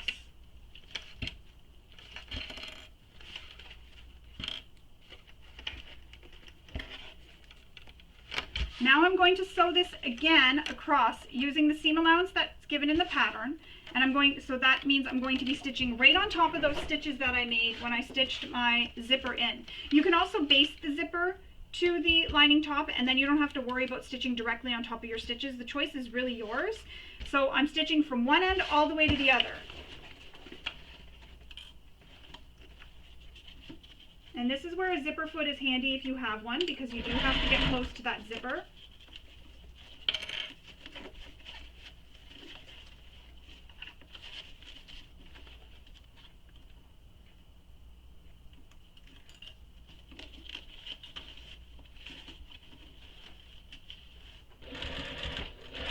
And I was just making sure my zipper was good and I wasn't going to sew over where I shouldn't be sewing over it. Lots of checking. I'm approaching where my zipper head is, so I'm going to zip that out of the way. I don't want to hit that because it is a bit of a dangly pull.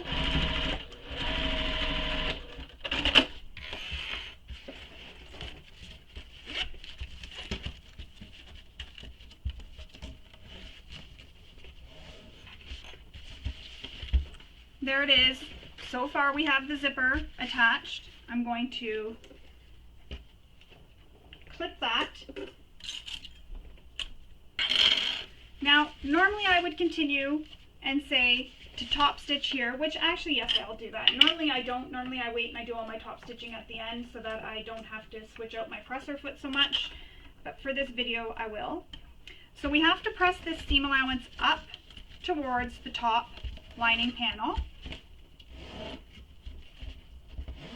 Just like that. And then we're going to top stitch this whole seam above the zipper. So you've pressed it, pressed the lining, the seam allowance, sorry, up, so it stays up towards this lining top. So you can see it here, it's going up, and you're top stitching. Now, as I was saying, normally I would wait and I would sew the other lining to the zipper, and I would do all this top stitching all at once. But for this video, I'll do this.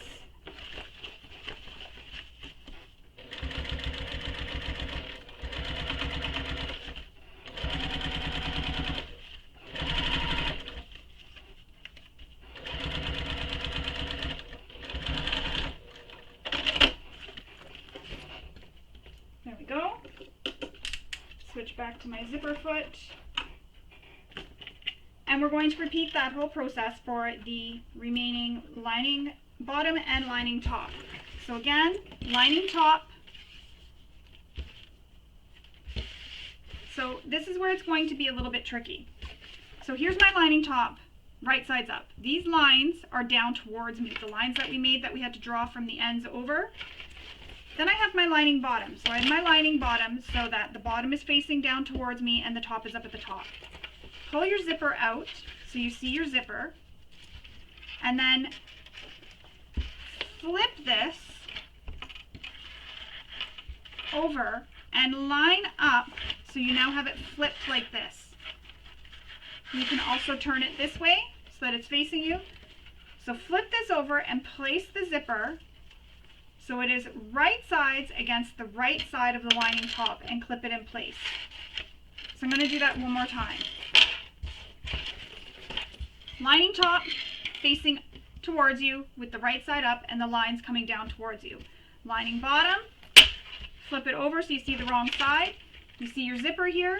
Take this, put the zipper so that you know it's on top of your lining bottom, your lining top. Flip this over, grab your zipper, and you want to line up your zipper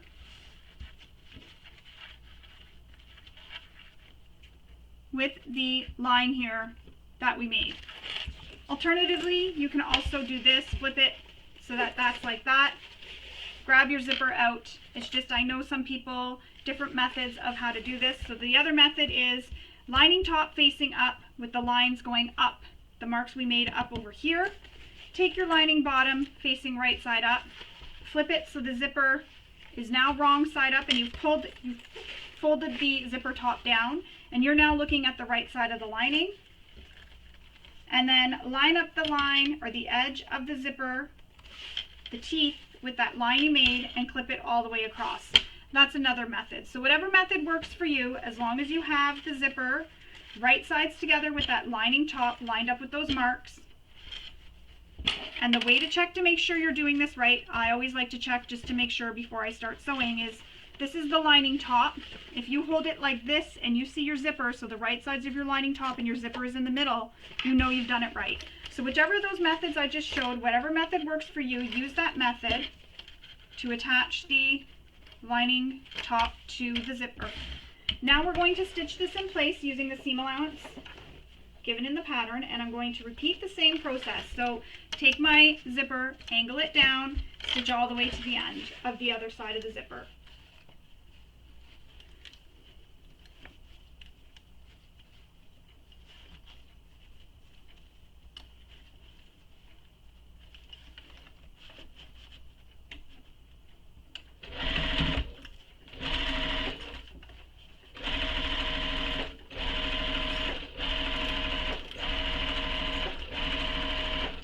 approaching my zipper head and again sliding it out of the way, and I'm doing a basting stitch here. This way here I don't have to stitch directly on top of my stitches for the second go when I'm attaching the lining bottom.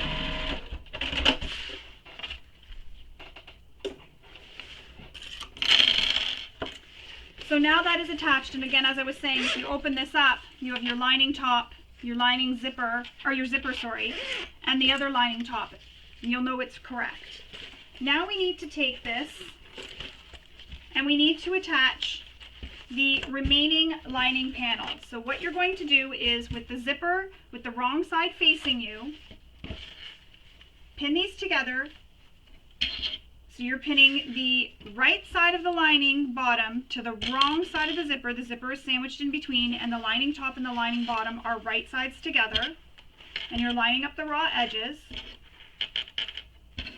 and pinning it all together. So it looks like that. So I'm going to show you one more time. So here is the zipper that I just stitched. The top right here is where I just stitched the zipper. Leave this so that it is with the zipper facing the wrong side up. You're going to take your remaining lining panel and place it so it is right sides against the wrong side of that zipper, lining up the top raw edges. So you're lining up the top raw edges of the zipper where you just attached that lining top. So this is the lining top I just attached here, and the zipper is all being pinned together. The zipper is sandwiched in between. And you can do a check again.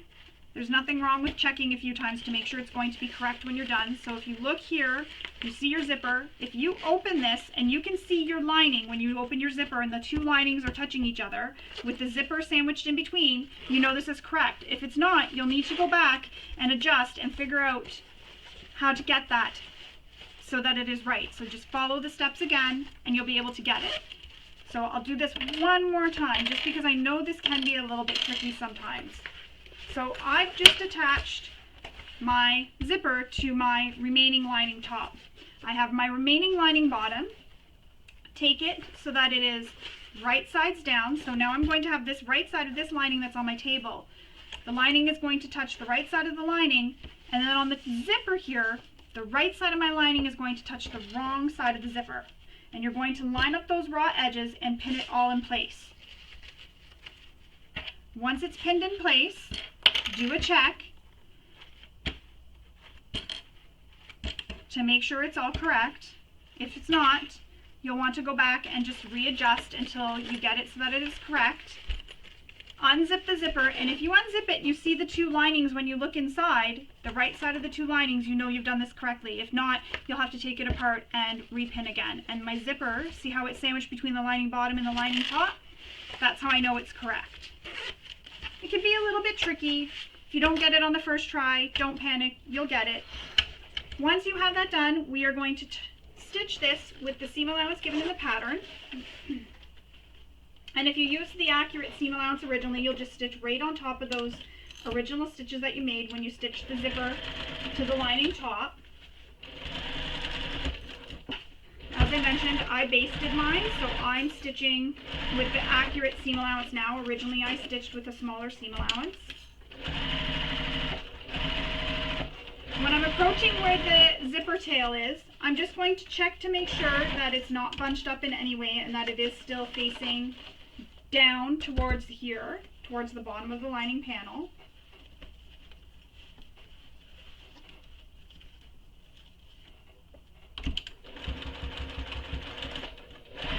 It's really worth taking the time, doing all these checks, getting everything all nice and accurate. It's really worth all that time it takes. It seems like a lot of work, but it is worth it. You don't want to get having everything all stitched and then realize that something's wrong or backwards, so it's worth taking the time to check. So there we go. My zipper is here. Here's the lining tops, and when I open it up, I look inside, that's my linings. So now we need to top stitch that side that we just stitched. So if you want, you can open your zipper all the way and remove this second lining, or the first lining, sorry, that we did. Push the seam again up towards the lining top, and then top stitch this.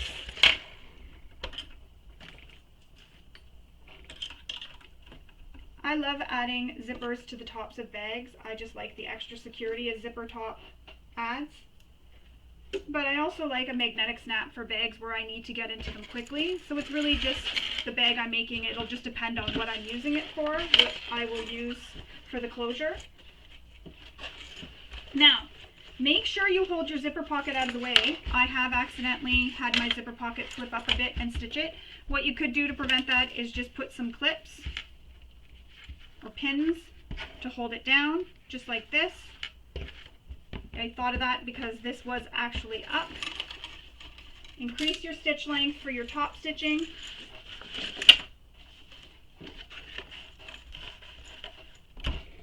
And top stitch this seam. Again, that seam is pressed up towards the lining top. And if you find this easier to do with the zipper closed, go ahead and do the top stitching with the zipper closed. Whatever works for you, there's no right or wrong way.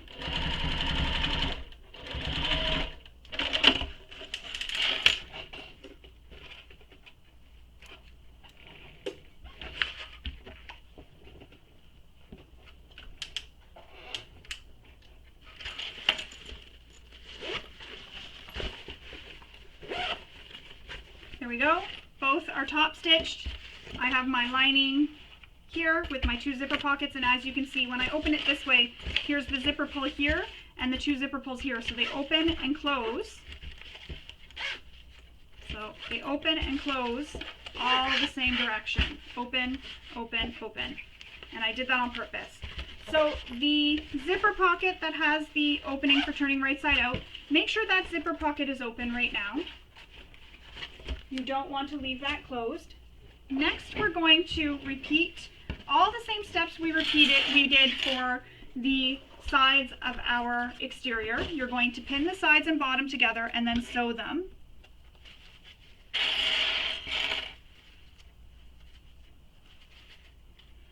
Because we have a zipper, you want to tuck that zipper tail out of the way, and also make sure you line up these seams, and I didn't trim this threads here. You also want to make sure these seams where your lining top and lining bottom meet, you want to make sure those are lined up. So get everything all lined up, pinned in place. So this lining top seam where the lining bottom seam is, I'm matching them up. Place a clip there.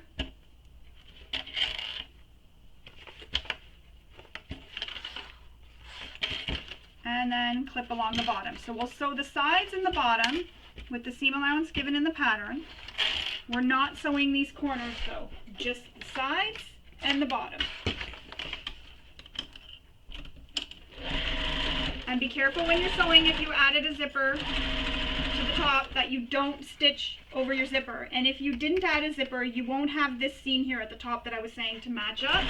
You'll just line up the sides and the bottom all the way.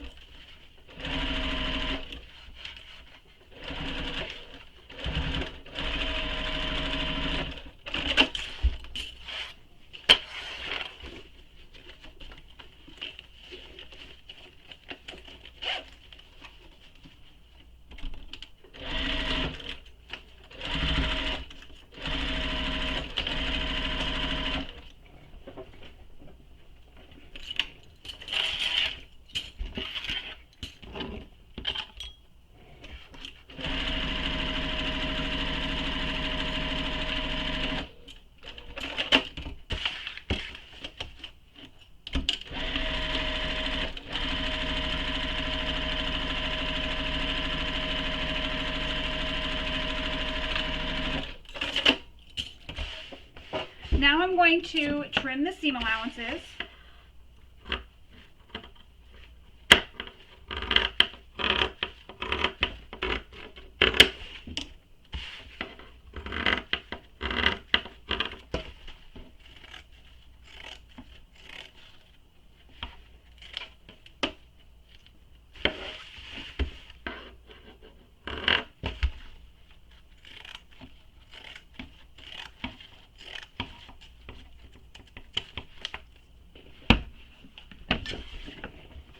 And then the same thing we did for the exterior.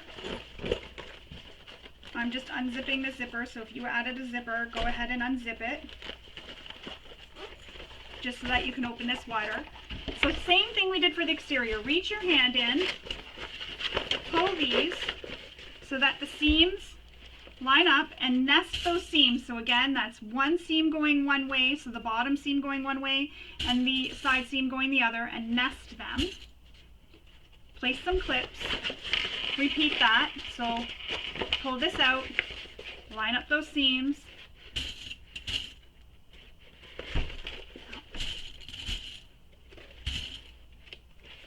and then we're going to sew this with the seam allowance given in the pattern.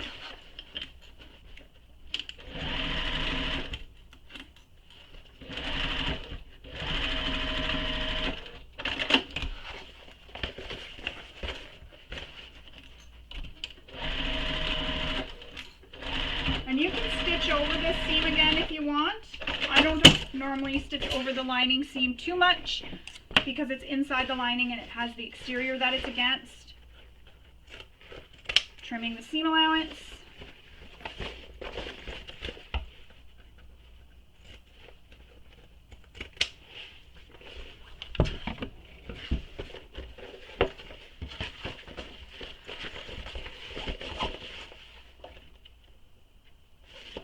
There we go. So we have our opening in our zipper pocket so that you can turn the bag right side out. Your corners are boxed. Now we need to turn this right sides out. And this is where you need to make sure that that zipper pocket is still open and have your zipper unzipped all the way.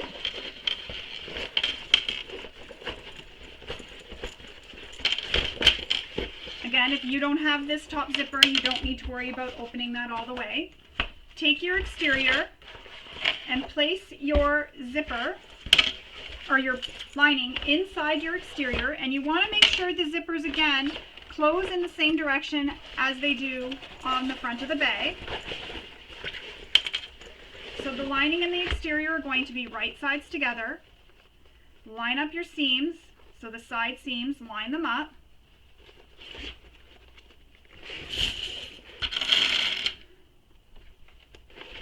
Place a pin, open up the side seam on the lining, line up the side seams, and it might be a little bit tricky because you do have that connector there, but you can see where the side seam is on the exterior. And if you've made center markings on your lining panel and your main panel, line those up as well. And then clip it all the way around.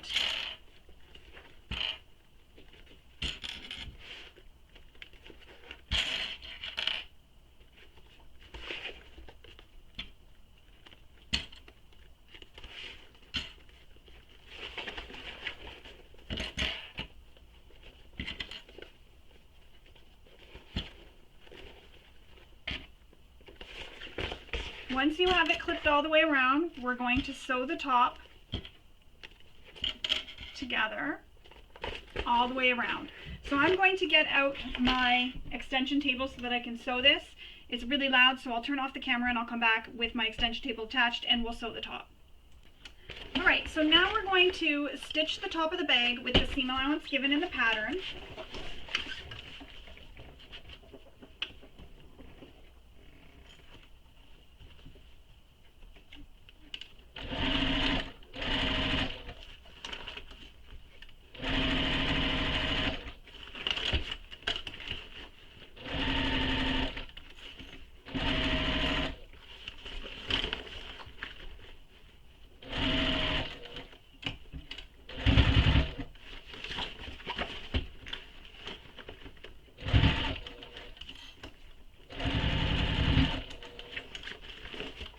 Make sure your pockets are all down so that they don't go up into this seam.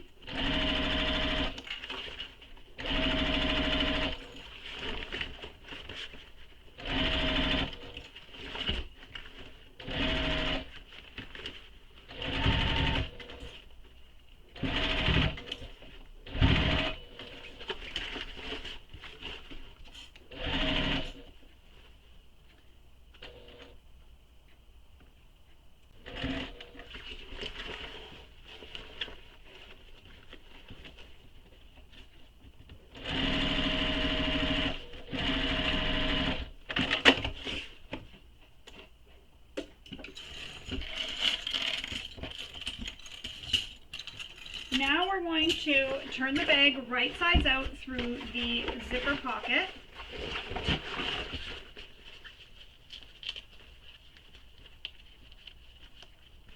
I'm going to replace this tape that's over my backing of my magnetic snap because it kind of lifted off.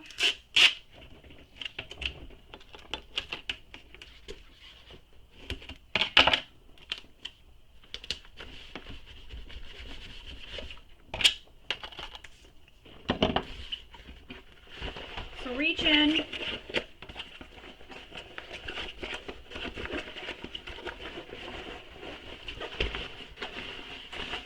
pull your lining out,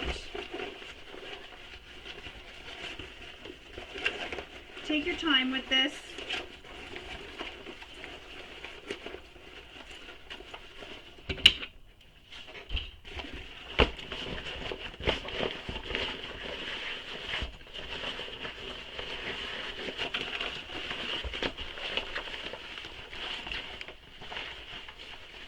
I like to push more than pulling so that I don't accidentally pop any seams. So I just keep pushing it through. You do have to pull a little bit, but I'm just very gentle when I pull.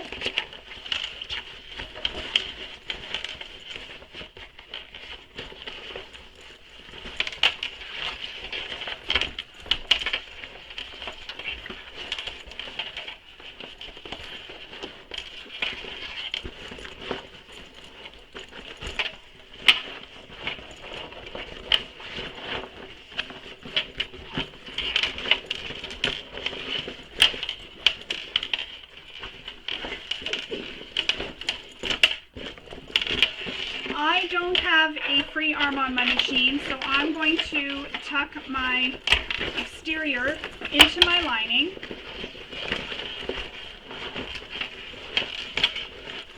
However, if you have a free arm of your machine, you can turn this completely right sides out the right way.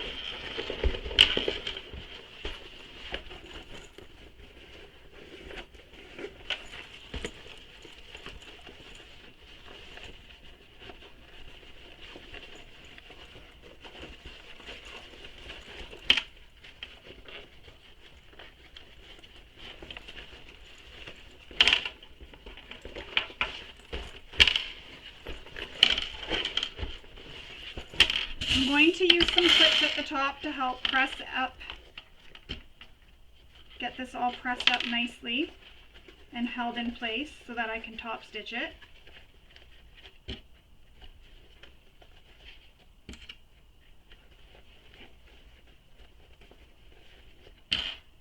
Again, my lining is facing out right now because I don't have a free arm on my machine, so this is how I top stitch my bags. I top stitch them with the lining right side out and the exterior inside the lining. Oops.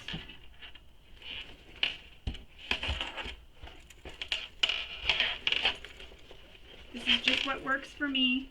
If you have another method, go ahead and use that method.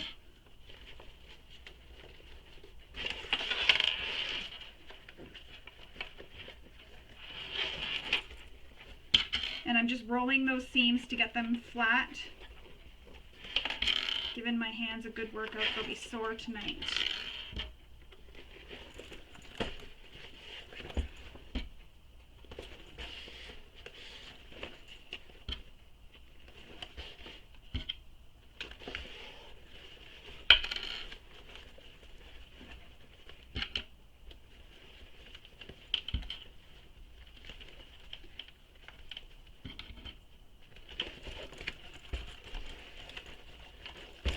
So I have the seam all rolled out, pressed with some clips. Now I'm going to top stitch that seam.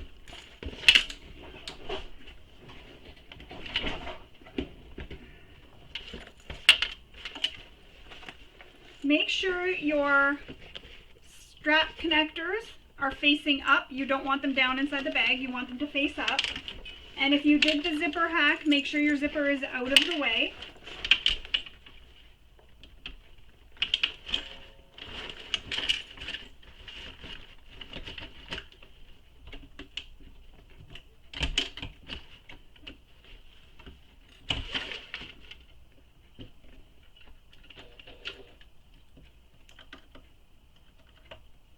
I just like to pull some long tails just so that I don't get that nesting when I start and stop.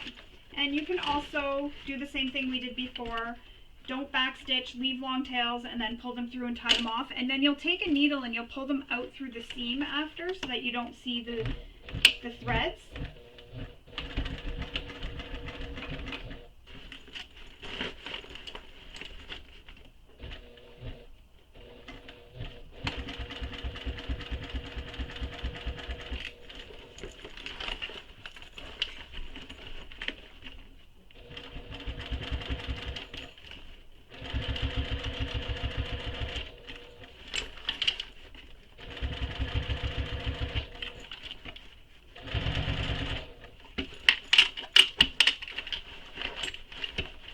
So here's my zipper tail that I'm coming near. I'm just making sure I hold it out of the way so that it doesn't get caught up in the top stitching. And then also making sure that strap tab connector is facing up.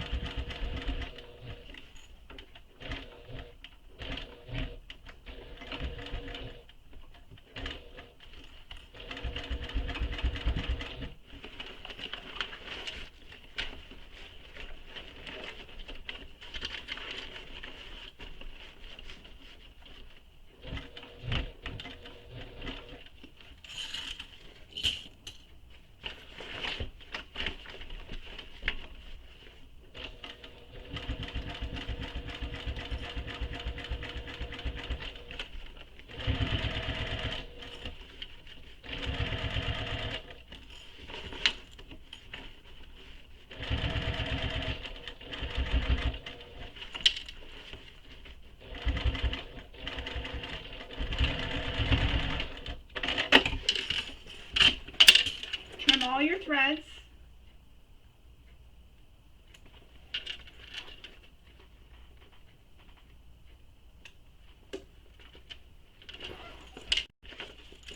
So that's how it's going to look once your top stitching is done. I'm just going to remove this for now. We're going to turn the bag if you have it so that it's lining right side out. Turn the bag, get your exterior out.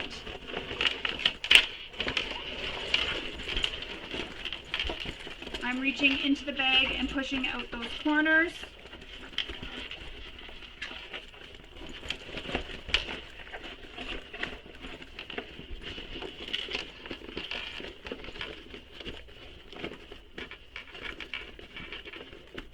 Just gently pushing them out.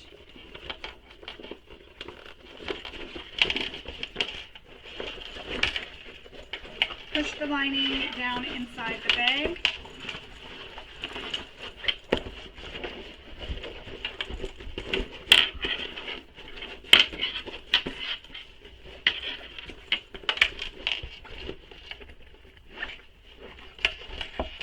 Make sure your zipper pockets are nice and flat. Oops.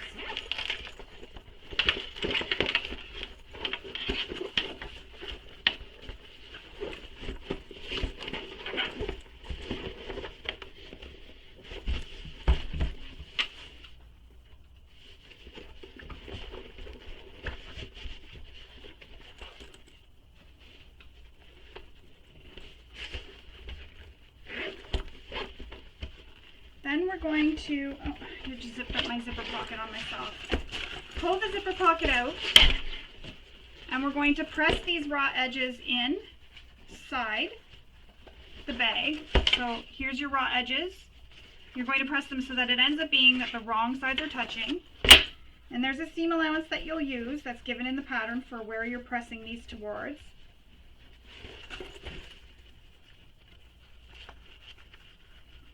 I'm eyeballing it.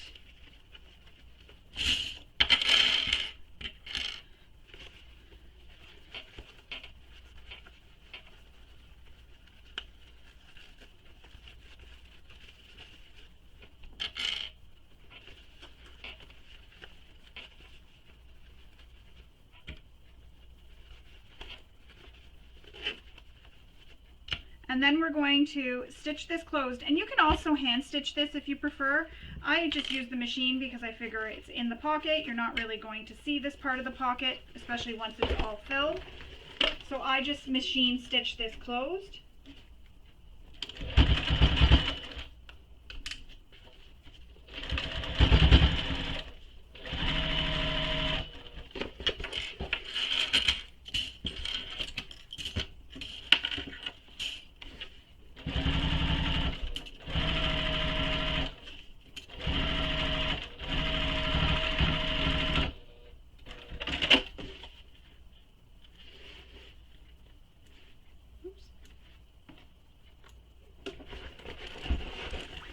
Then take this pocket and push it back inside.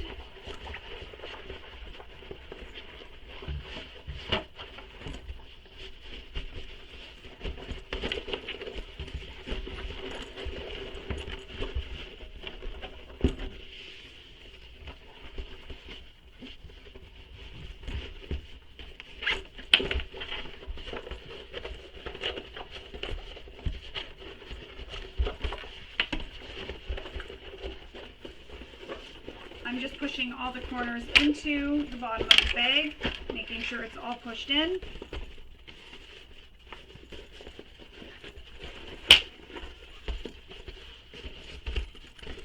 That's how it's looking so far. You can take this to your iron and give it a press. I'm going to go and give it a small little press, and I will come back and we will continue with making the straps and attaching our zipper end. Alright, so now we need to install our metal zipper end. So you'll want to grab one of your metal zipper ends, and if you don't want to install a metal zipper end, there are instructions in my hack for adding a fabric zipper tab. So you can just use your material and make the fabric zipper tab.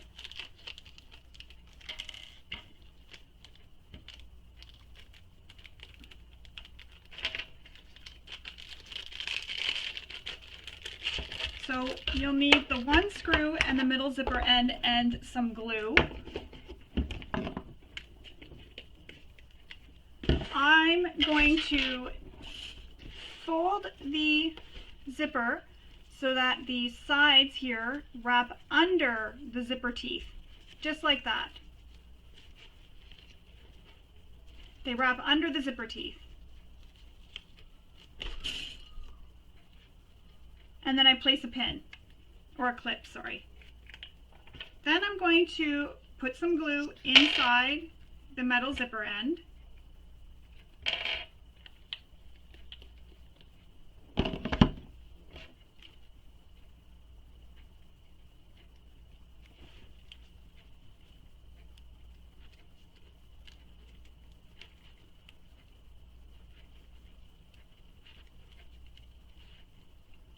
And you're going to insert the end of the zipper into the metal zipper end.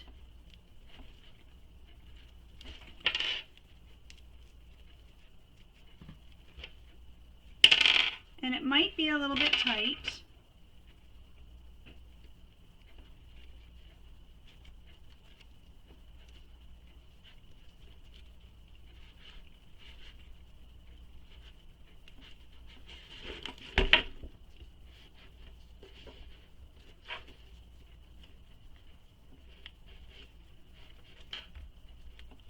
Sometimes I use my awl to pull it through or push it through.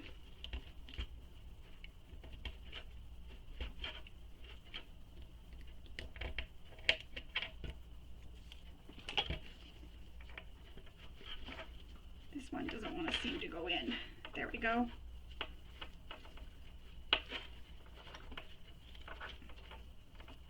And just keep pushing it in until you can't push no more for it to go in. And you'll also see the color of the zipper in that little screw hole. There we go. And then attach it with the screw. And when you're screwing this in, don't screw this in while you're holding the metal zipper end in your hand. Hold it against your table.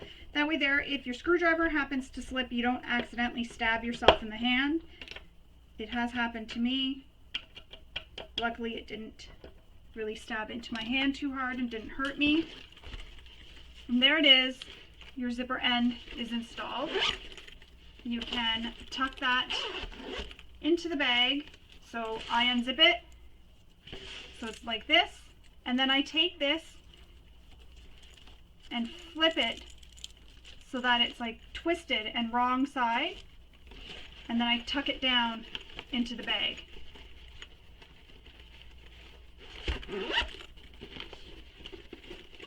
Just like that. We have a top zipper closure. Now we need to make our strap.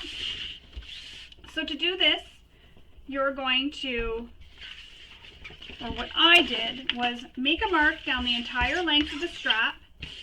Then you're going to fold these long edges in to meet the center crease on both sides. So because this is a waterproof canvas, you can use double-sided tape if you want.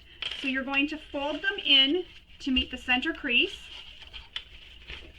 Fold this side in to meet the center crease, and then press it. So I'm going to go to my iron and do this, and I will come back and we will top stitch. So again, make that mark down the center, fold the first long edge in all the way to meet that center line, then fold the second long edge in to meet that center line, and once it's done all the way down the entire length of the strap, fold it in half again, and then we'll come back and finish our strap. So this isn't really pressing as nicely as I'd like it to, so I'm not going to press. Instead, I'm going to use clips the entire length of my strap. So I'm going to clip it. You can also use some double-sided tape here. I don't have a lot of double-sided tape left, otherwise I would use that, but I don't have a lot left, so I'm just going to use clips and clip it all the way down the long edges on both sides. And then once I get both long edges clipped in place, I'll then fold it in half and reclip it, and then I'll come back and we will stitch our strap. And I'm going to show you how I get nice clean edges on the edge of my straps. I also have a link to a tutorial on my YouTube channel for how I do this, so I'll show you how I do that. And you can use that method or the method that is given in the instructions in the pattern. So I'll clip all the way down, get my strap all folded up, and then I'll come back and we will sew it. Alright, so my strap is clipped all the way down. For the way I do my straps, I'm going to undo some of these clips. And what I do is I take it and I open it up and I fold it so that it is right sides touching. Clip it together. And then I sew just the half. So half of this strap I sew across using the seam allowance that she gives in the pattern for how you will fold this. So I'll sew across, and again, I'm going to have a video linked below in the description for more instructions for how I do this. So I just sew up to the halfway mark. So where your folds are, so where that fold is, the crease for where you're folding this in. So I'll show you. So I'm going to stitch this.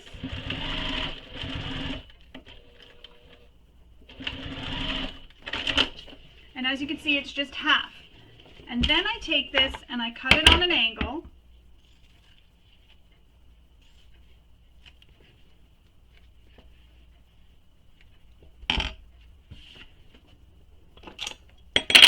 And then I'll turn my strap, after I've got it cut on an angle, I'll turn my strap so it is right sides out.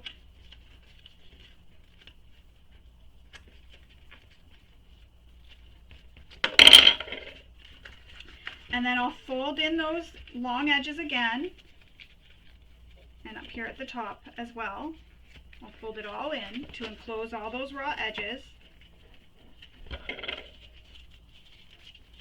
And if your top corner here isn't poking out quite as nicely as you'd like it to, trim some more off the top.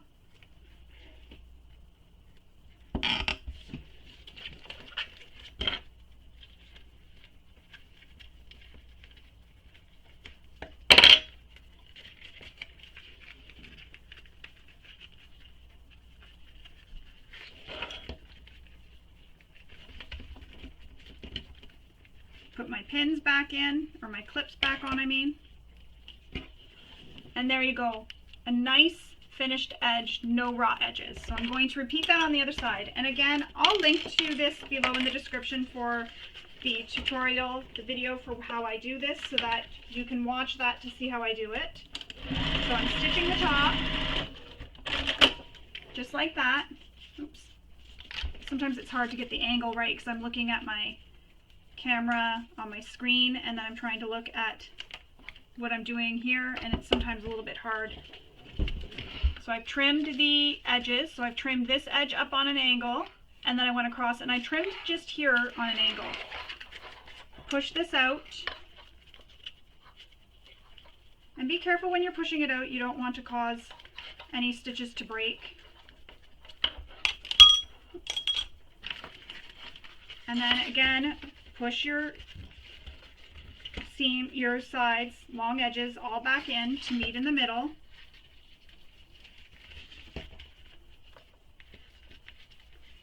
And anytime I'm not doing a double-sided strap, this is how I finish my edges, or if I'm not using any hardware on the end, because you can use zipper ends, or not zipper ends, strap ends here as well, the metal strap ends if you prefer. I didn't have any in a gunmetal, so that's why I'm doing this way, and that way there I have nice clean edges of my straps.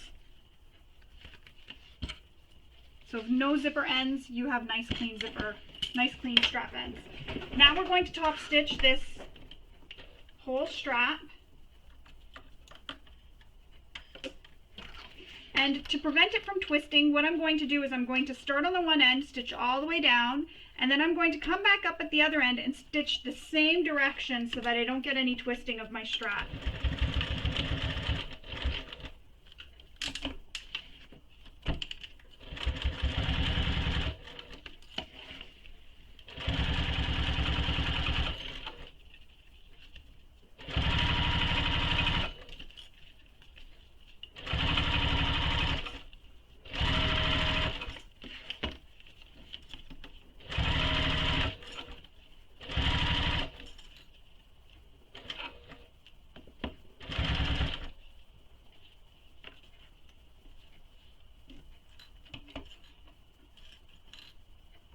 Uh-oh, my thread is messing up somehow.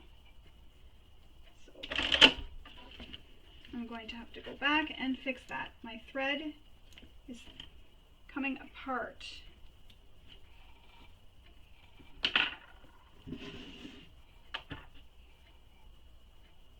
In the middle here is a little bit messed up.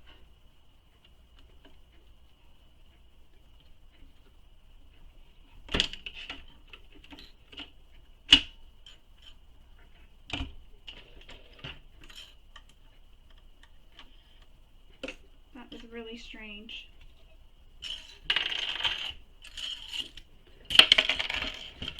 I've never had that happen before. Alright, so I'm going to have to backstitch. The nice thing about this being a busy print, you're not going to see that as much. Otherwise, normally what I would do is leave the long tails and pull them through and tie them off.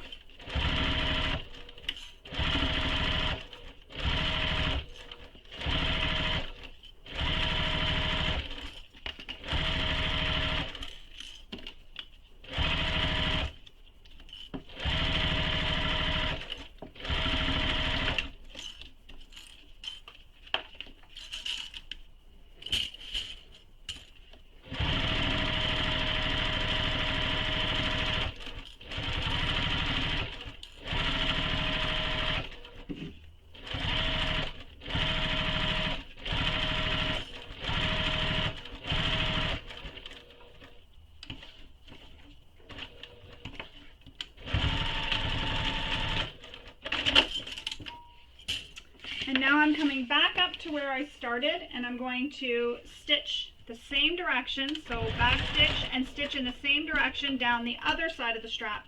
And this will just prevent my strap from getting all twisted on me.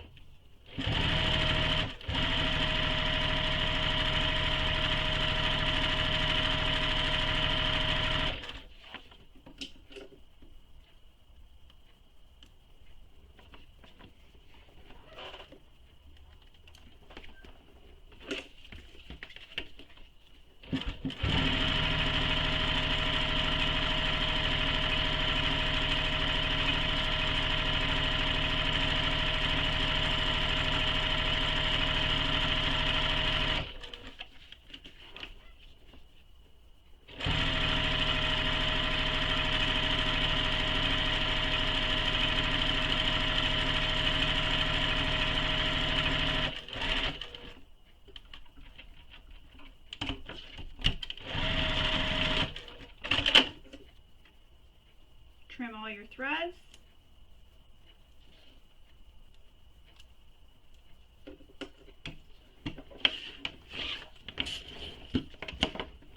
And you can't even tell where I backstitched at all.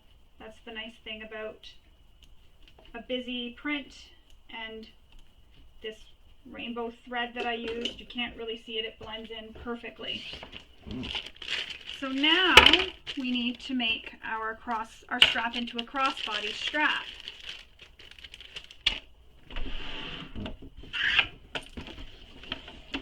So first we'll take our slider, and I like to place it so that the middle bar hits the bottom.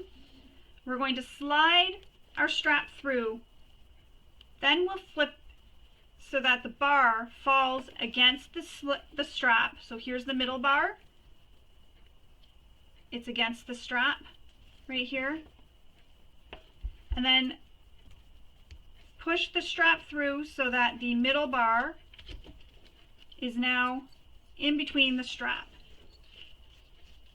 And you can rivet this in place or sew it. For the video, I'm just going to sew this. And there is a measurement in the pattern for how far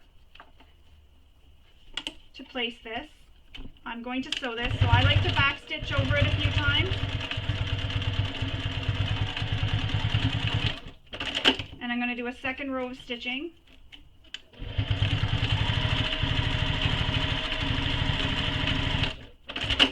Trim those threads, because if you don't trim them now, it makes it a little bit tricky to get at them when we have the strap all folded.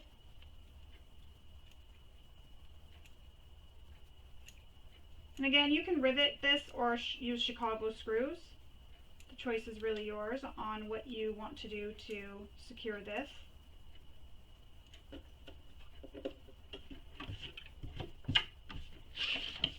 So now that that slider is attached, so you can see the slider is attached here with the middle bar, I'm going to lay it so that the piece that I folded over, so this piece here is the piece that we folded over, is up, facing up. Lay my strap, get it flat across my table, not twisted, so it's flat. And then take my slider, and the slider, so the hook part will be facing the same way as the slider.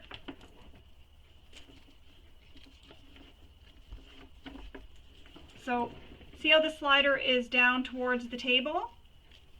The hook is also down towards the table. Now I'm going to take the other loose end, so the loose end of my strap, and bring it up and put it through the slider. Push the bar against the strap and put the strap down again through the bar of the slider. So now it's like this. It looks like a T with the swivel hook on the other end. Now this is like this. So I'm going to loosen this so you get this all on camera. So now we have the slider over here, the swivel hook over here, the slider facing up towards me, and the remaining swivel hook. And for some reason this plastic doesn't want to come off. Now I'm going to take my slider, or my swivel hook, and I'm going to place it facing up, so I'm holding the swivel hook part, and I'm going to slide my strap into the hook, or the D-ring of the swivel hook, sorry, just like that. So there's the D-ring part, slide the strap in, wrap it around, just like that. So underneath where the back side of your slider is, so here's the back side of the slider, that's where the folded part is. And again, there's a measurement of the pattern for how far to fold that over. And I'm going to do the same thing I did with the swivel hook by back stitching over it.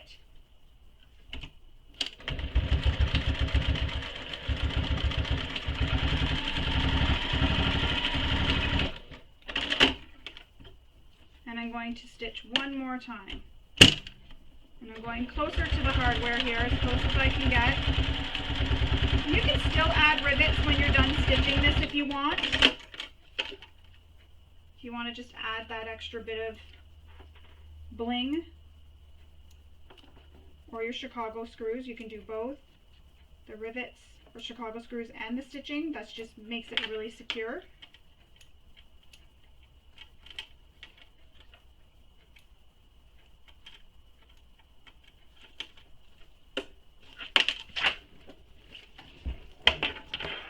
And there it is, all stitched.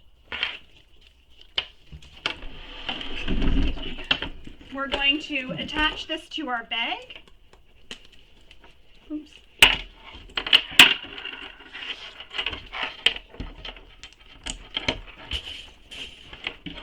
Now it's attached to our bag. You have an adjustable strap.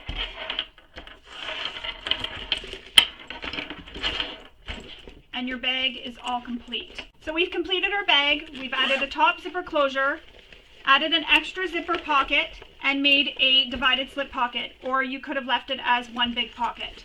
I hope you enjoyed sewing along with me and maybe picked up a few tips and tricks along the way. I'm looking forward to seeing all the One with More Me Know crossbody bags posted on social media. When you're posting on social media, don't forget to tag Sincerely Jen Patterns and More Me Know so that they can see all your beautiful bags.